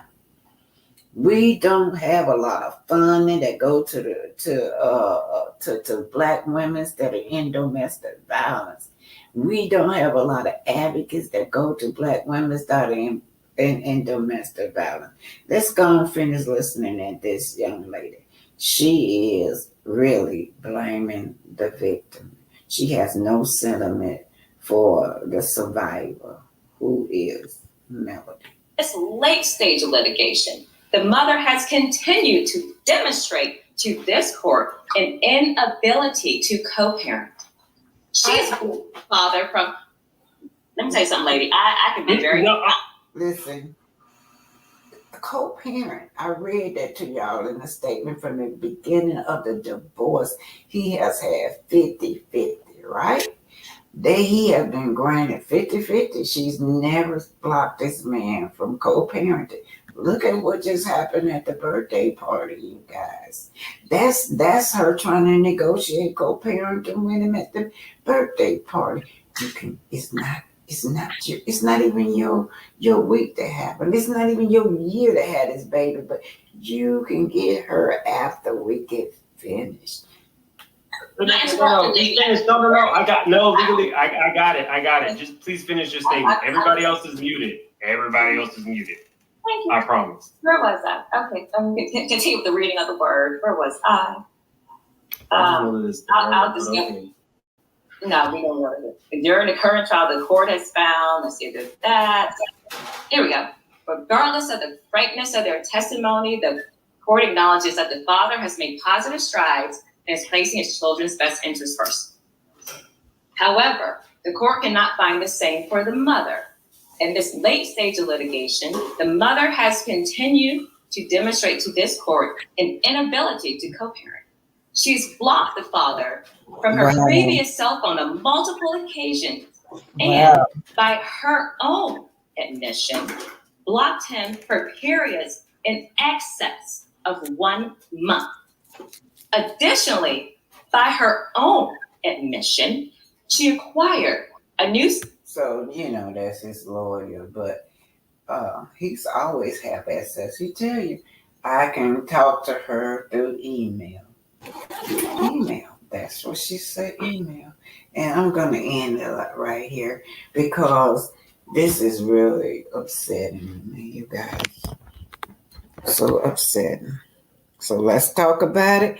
Give me your opinion. Okay, y'all, I'm throwing y'all a link. Let's do what my millimeters. Hey, Talk with your girl. I'll be looking at you over there. Hey. Okay, y'all, the link is already there, but I throw another link if anybody. Y'all know we got to do right. We got to, that panel over there. That panel over there was lopsided. You had 90-some% of those people over there act like they were male haters. And what I didn't get about that panel was they say they didn't watch the show. Just didn't even know the names of the characters in the show. They say they didn't watch the show. But they had so much negativity thrown at male. Anybody coming up? Hey, Mary Kelly, Grand Rising, Talk with your girl, content creator. Thank you for being here. Any other content creator, thank you for being here. Anybody want to come up? If you guys are not coming up to talk, what do y'all think about it? Do y'all think that panel on Make It Make Sense was fair? Because y'all know that Mel says that it's over with. The custody case is over with. And what was it? That she was allowing her husband to have those children 50-50. That's where it was from the very first of the arrangement. And that's how it closed, 50-50. So they can miss me with that, saying that Mel was trying to keep the children from him. Which she never have. You guys, are nobody coming up? All righty, you guys, nobody coming up. I'm gonna end it. Nobody have nothing to say in Mel's defense. All these millimeters over here, none of y'all can't come to Mel's defense. Yeah. Thank you, Talk with your girl, because I just want somebody to vindicate her. Vindicate this young lady. Hello, Miss Black Titanic. Hey, love your channel. Thank you so much. And thank you for all that you do. You always drop in some nuggets for us African Americans so that we can remember where we came from. Yeah. So I love your channel too. Trust me, I'm always over here. If I ain't talking, I'm in the bushes. But I just wanted to come up and say you're absolutely right. That panel was lopsided.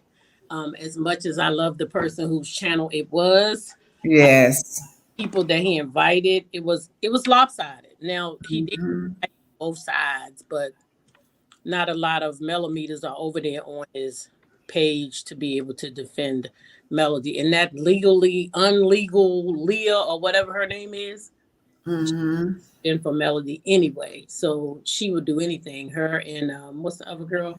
In my opinion, I think. In my opinion. Her opinion really don't matter because Melody is a queen, and we all know who Martell is, right? We all know. So there's no need in us pretending. And I can't stay up here long. I just wanted to come up here to pay you. I appreciate it. Thank you. All Appreciate you for us. And I also want to talk to you offline. So the way that you could give me some kind of way to contact you.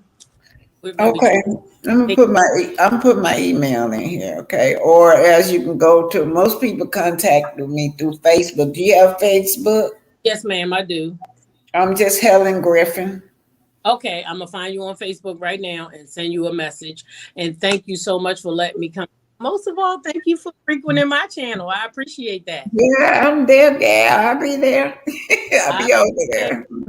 All right. Well, I got to go back to work. I love you. I love your channel. Keep doing what you're doing because we need you. Thank you. Hey, Miss Renee Hendrick. Come on up. Hi, Miss Black Titanic. How are you this morning? Hey. I am a definite millimeter, and I'm not saying that just to get any applause or anything. I'm saying that because I stand for right. And Melody, from what I can see, hold on. Miss Beverly Mitchell is saying that your device is not connected. It said you would need to connect your mic before you can add, before I can add you to the stream. So connect your mic. Okay, go ahead on. Go on, sorry. Renee? Can you hear me now? Yeah. Can you? Okay. What I was saying is that from what I can see, Melody has always been cooperative as far as her children, seeing Martell, and there's never been an issue with her as far as I can see. And she has already stated that the case has been closed. So why are we still talking about this? Why are we still putting down this lady when she's been through so much? And I can identify with her because I've been there myself. And I understand what she's going through. That's why I stand so strong with her, because I can understand what she's dealing with. I didn't know what a narcissist was until I got some help in understanding what that was. So I know what she's going through. I feel her pain. I will always stand for right. It doesn't matter if it's Melody or whoever it is. But this is just ridiculous. We going on and on and on and on this woman when she's constantly going through things with this man. Martell is a complete psychopath. He is a narcissist. He is not going to change. He's going to continue to do underhanded things to hurt her.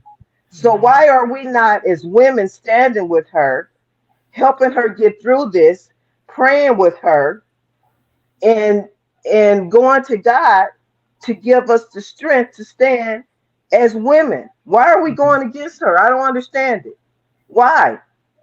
What is the purpose? What purpose do we have for doing that? It's almost like nobody else has ever been through this. No other woman has ever been through this. I just don't get it. Somebody help me understand. Well, do you know, Cammie come out and said that she went through the same thing Melody did on her divorce on an interview with Carlos lately. But she's always saying that Martell is a good man. And even on this last episode, she referred to him as being such a kind party. Cammie. Kimmy is delusional. Kimmy has been delusional since day one. I've watched the show since season one. I've never cared for her. I've never cared for her because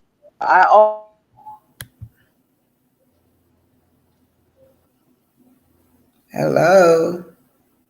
Your mic went out. Hello. Hello, can you hear me, Miss Titanic? Okay, you're back on now. Go on. Okay, I got a phone call. Sorry about that. But I've never felt anything for Kimmy. I don't even sympathize with her because Kimmy is a behind the scenes snake. She always has been. Mm-hmm. She's never been Melody's friend. She's been an enemy from the jump street. How can you get in front of somebody and tell them that their ex is a good man when he's been abusing Melody for years, but yet you support him? I don't understand that. Mm-hmm. It makes no sense. I wouldn't trust her. I wouldn't trust her as far as I could throw her. I was hoping that she was stressed out on that last episode about Maurice, and she told Melody she need a hug. Melody hugged her, and then Melody turned around and told her, if she need any kind of connection, resources, or anything, she would do it. But see, Melody always giving, and nobody give in return. Right. Not even compassion. Right. Nobody has compassion for this woman, and she is the sweetest person on the show. Melody's heart has been out on her shoulder since season one. She's been giving. She's better than me.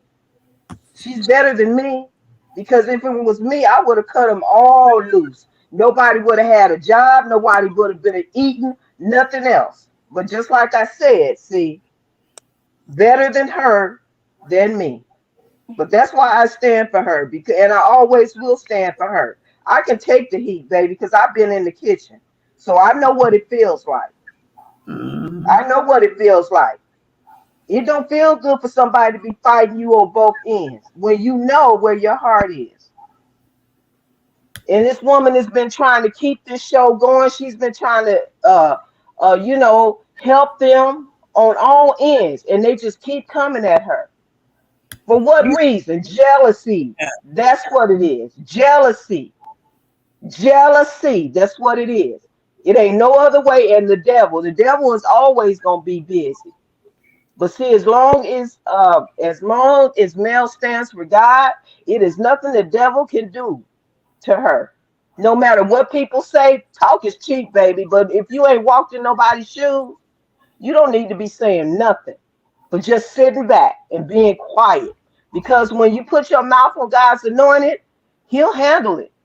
Mm-hmm. He said, vengeance is mine, I will repay. So she don't have to get out here and clown and argue with people and try to make people see her side. She don't need to do that because God has got her back. So she don't have to do that.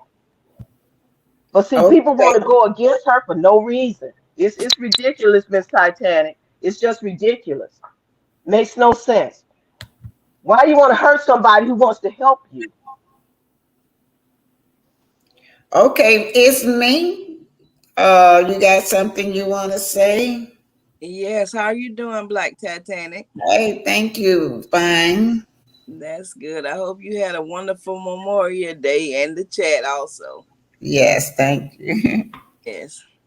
I just want to congratulate you and thank you for always being that prominent figure in our Black community, trying to educate Black people on the importance of knowing your Black history.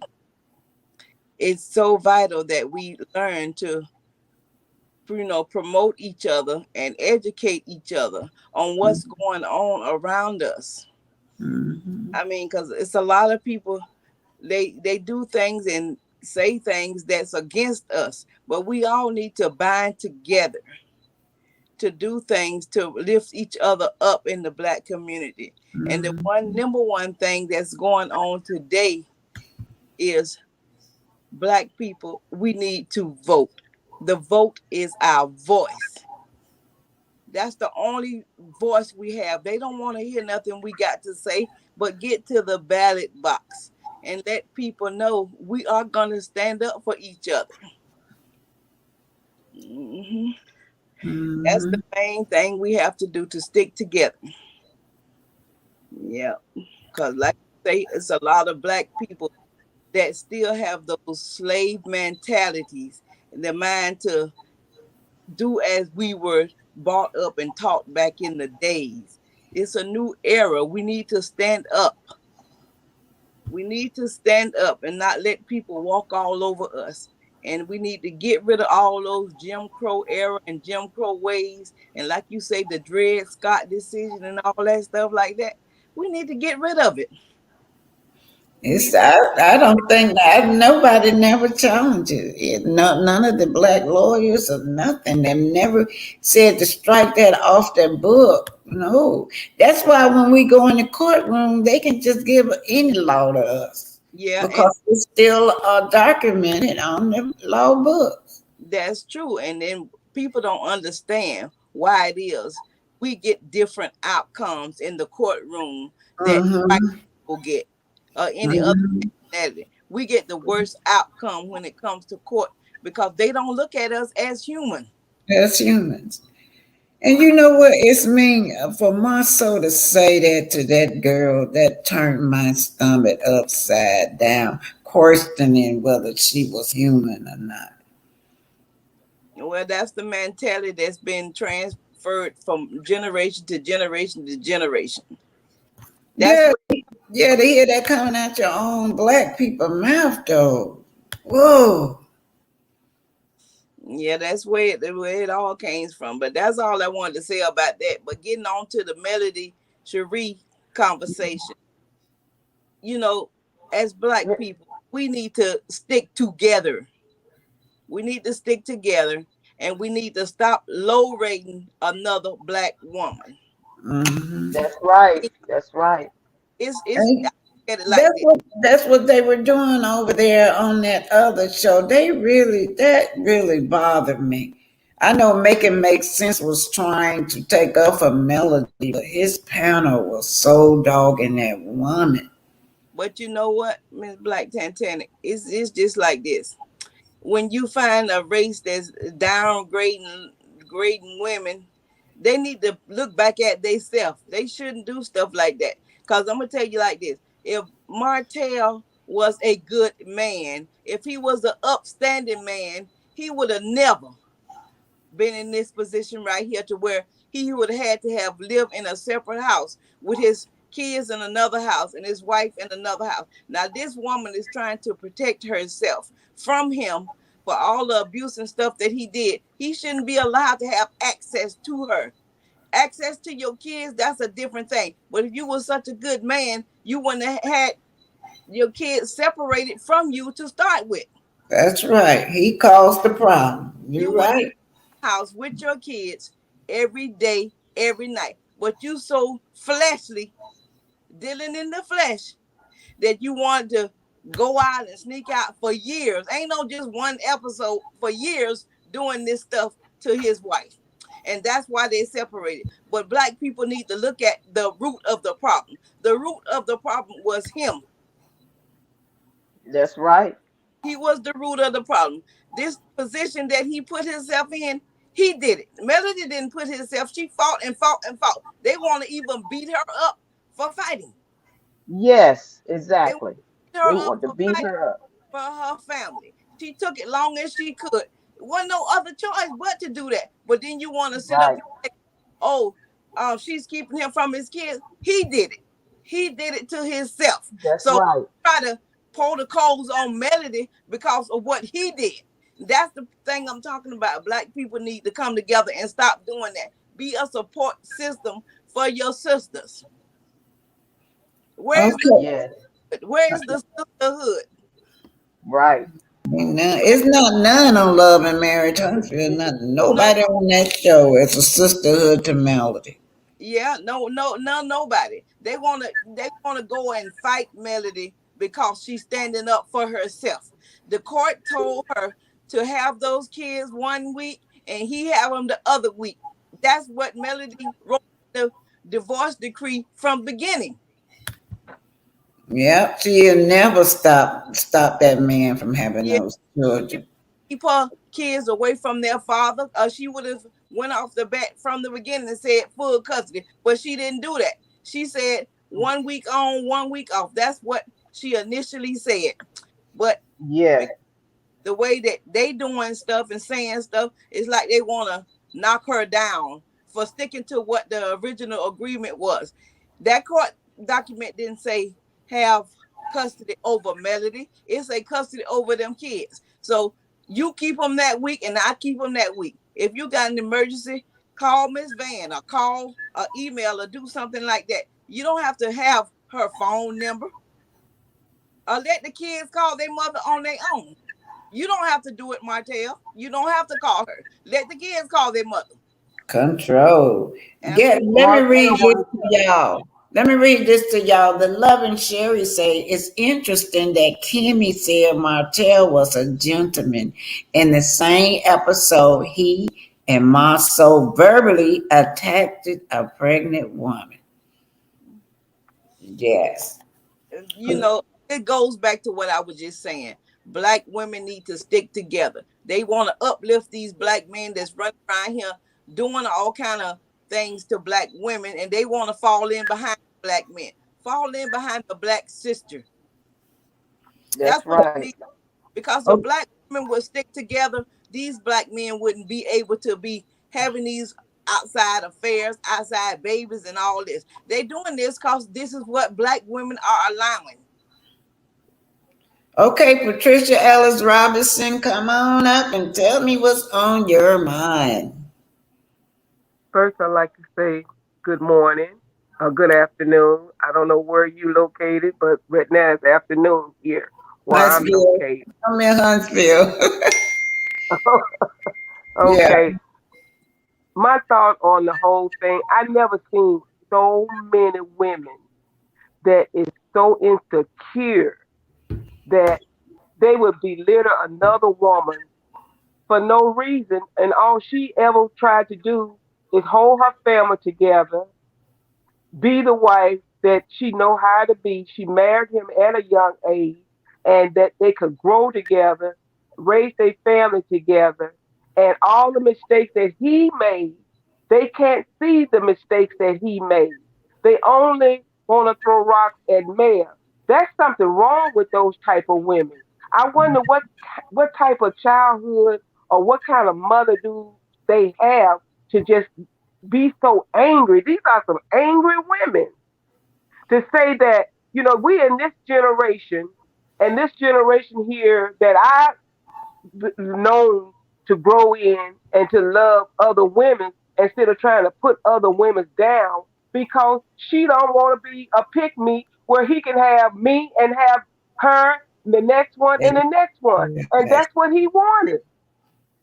And that is not the type of person that she, you know, her mother raised her to be, is to love and to share and be a family.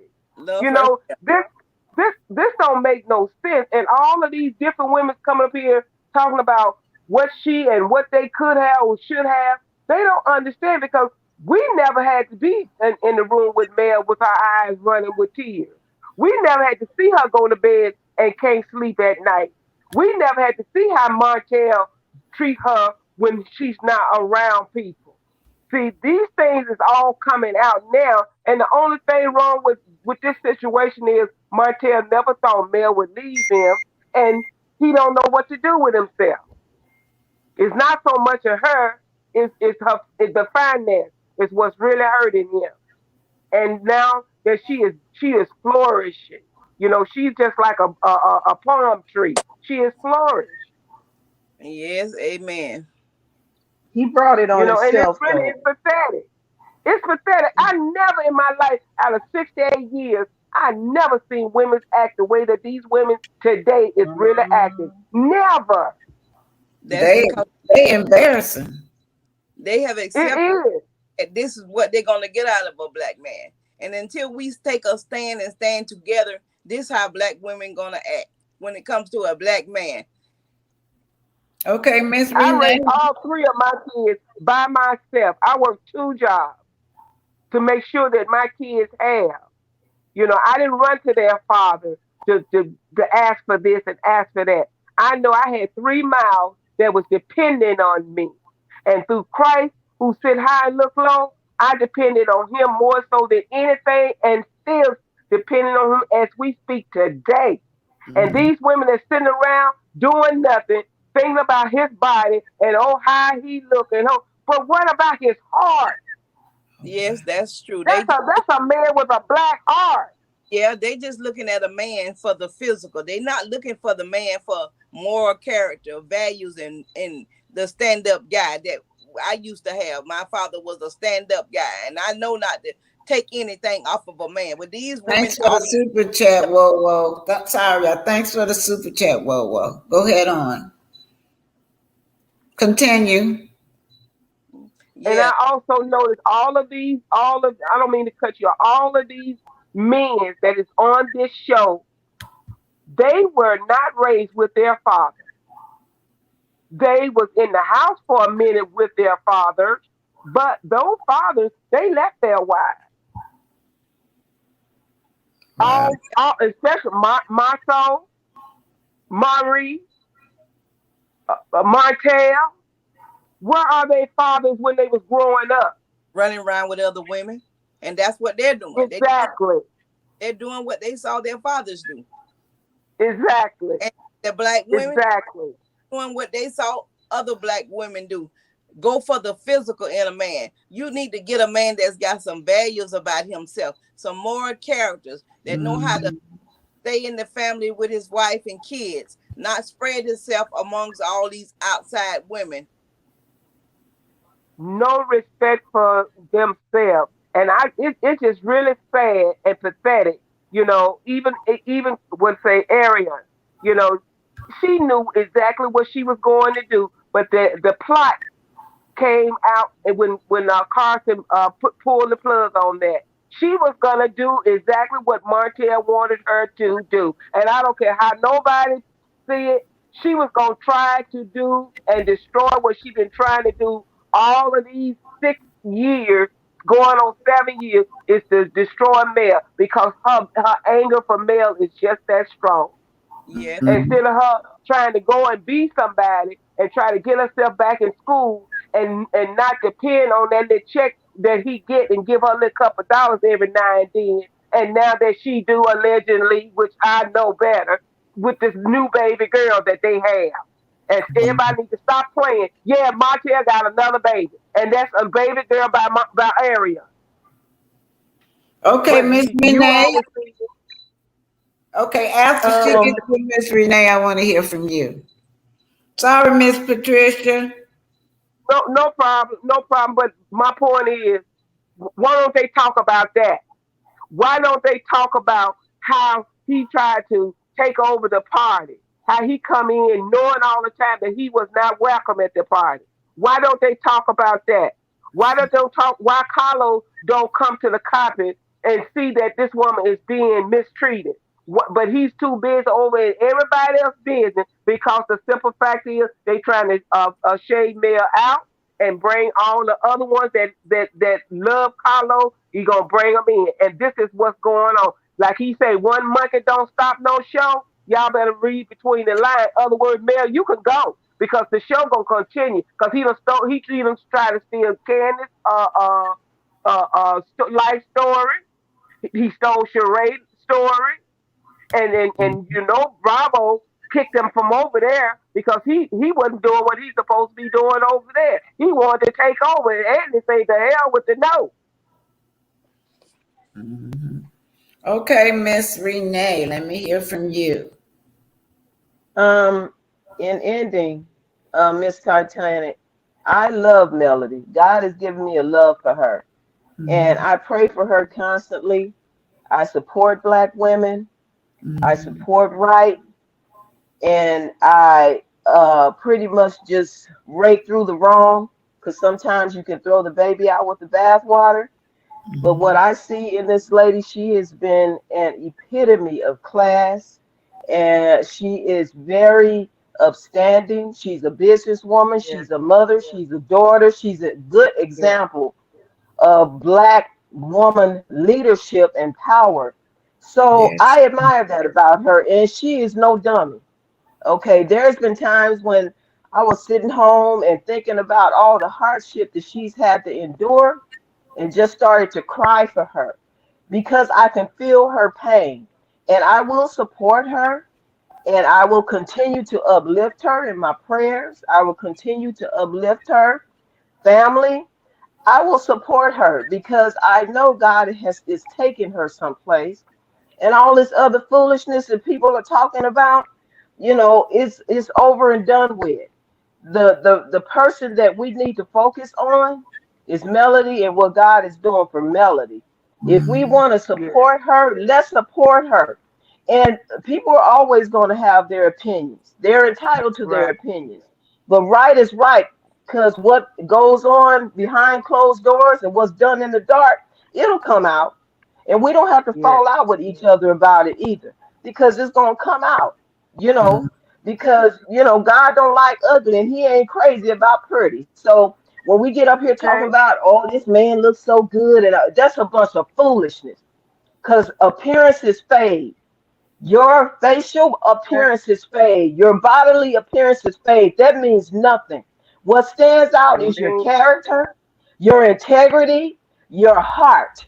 That's what's going to stand. You can be old and gray, but if you have no integrity, you have no wisdom, you have no knowledge, have no heart about what you're doing, it means nothing. There's a lot of pretty ignorant people. There's a lot of fine ignorant men. Okay, so that don't mean nothing. Okay, God has just happened to bless Mel to be an example for upcoming young women. Take a lesson and look at this lady and what she's dealing with, and she's doing it so eloquently, so beautifully. She ain't out there falling out acting no fool like a lot of people would like to see her do. But I love the way she handles herself, and she carries herself very nicely, very respectfully. And on that note, Miss Titanic, I want to thank you for allowing me up. I want to thank you for being the example you are, because I didn't know your background until you brought it forth. And I sit and I listen. And I saw one of your videos the night that you cried, and it just tore my heart out. But I want to tell you personally, I thank you for opening up the door for me to come through and be free to be the woman I am today. And on that note, Miss Black Titanic, I'm going to leave. I got to get ready for work. But thank you. Thank you for being that example. And I'll keep Yeah. on uplifting you, and I'll keep loving Mel, regardless of what anybody says. It makes no difference to me. I have a job to do, and I'm going to do that. So thank you, Miss Black Titanic. Blessing to you, young lady. Sister, for And that. Miss Isme and Miss Patricia Ellis, Robin, you guys say y'all final words because I'm getting ready to go too. I wanted to say thank you for allowing me to speak. I was kind of like angry because of the way that they going after Mel, and all she's trying to do is raise her kids, grow her wealth for her children, because we don't know when we going to see our maker, That's but she's trying to put something together so they will always have something to fall back on. But instead, everybody trying to put her down just because she does not agree with how Martell wants to treat her. And it is really pathetic because I do not have any feelings for him, because God look at us, and he look at a heart. He don't look at how good you look or how good you are. He's looking at your heart. And if your heart is not pure and your heart is not right, you can have the baddest suit, the baddest shoes, the baddest hat on, whatever. But God is looking what's inside of you. Thank you so much for your time. Yeah, I just want to add that Martell is really discussing to try to block his own baby sugar mama products from flourishing. That's why he went to the judge after the judge told him he couldn't have no revenue from the sugar mama product. Then he went to the judge and say that she couldn't advertise anymore on social media. That's all that was all about, is to block But see, that. as God is for you, the devil can't harm you. Even though he tried to stop that, Mel got good sense. Okay, we can use other kids to keep promoting Sugar Mama's line. Well, See, and that's what he wanted. He wanted part of her wealth. See, mm-hmm. well, he can flourish it on these different women out here. See, that's what that was all about. Well, he could use little Knox. I mean, he got that other baby over there, so he can Well, he try to. couldn't use Knox. That's why you don't see Knox anymore, his pictures out anymore, because it's like he was trying to ease that baby on that show. And of course, if he eased Knox on that show, that means he got to ease Arion on that show. And Mel said no. So he went back to the judge, and that's when all this started. It started actually when he went to try to get Mariah for her birthday, even though he know that it was Mel's time for her birthday, but he was trying to get that girl away from Mel just to hurt Mel. That's how devious Martell is. Yes, he is. All right, you guys. I want to say thank y'all thank y'all so much. Y'all, I look up every day, and my views and my subscribers are growing. Y'all go back and make sure y'all like all of those videos of mine. Like I said, I get paid by the likes.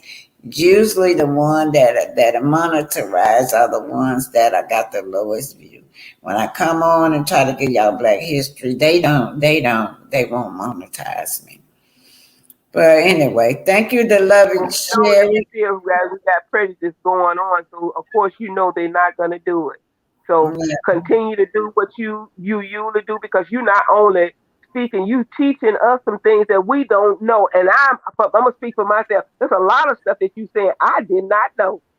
Yeah, it's okay. And I live in Houston, Texas, but I'm original from Mississippi. When we couldn't go to the white fountain and drink, we had to drink from the black fountain. But you introducing things to me that I did not know. That's where that's going to be part 2 of where they had the concentration camp at for us after the Civil War, right there in Mississippi. Yeah. All right, you guys. Bye, everybody. Thank you so much. Okay. I'm going to say, okay, I'm trying to call all y'all names. And Tweety Bird, I don't understand what you said. You said you was trying to sit down and talk to me? Wait, Tweety Bird, were you here? It's the reason why this is what the situation is. If you don't want, you should never cheat. Oh, yeah, he shouldn't. Tweety Bird, Annette, Lynn, the lovely. Oh, I'm sorry, y'all. I'm just saying bye to everybody. The lovely Sherry. Who else? Mary Kelly. Everybody. Good night, you guys. And y'all stay tuned for part 2. Yeah, part 2 gonna be what happened after the Civil War. That's what part 2 gonna be. What happened to our people after the Civil War? Yes. Good night, y'all. Not good night. Bye. Now forget y'all bad boys. What you gonna do? What you gonna do when they come for you? They coming for you. Yeah, they coming for you. Bye, y'all.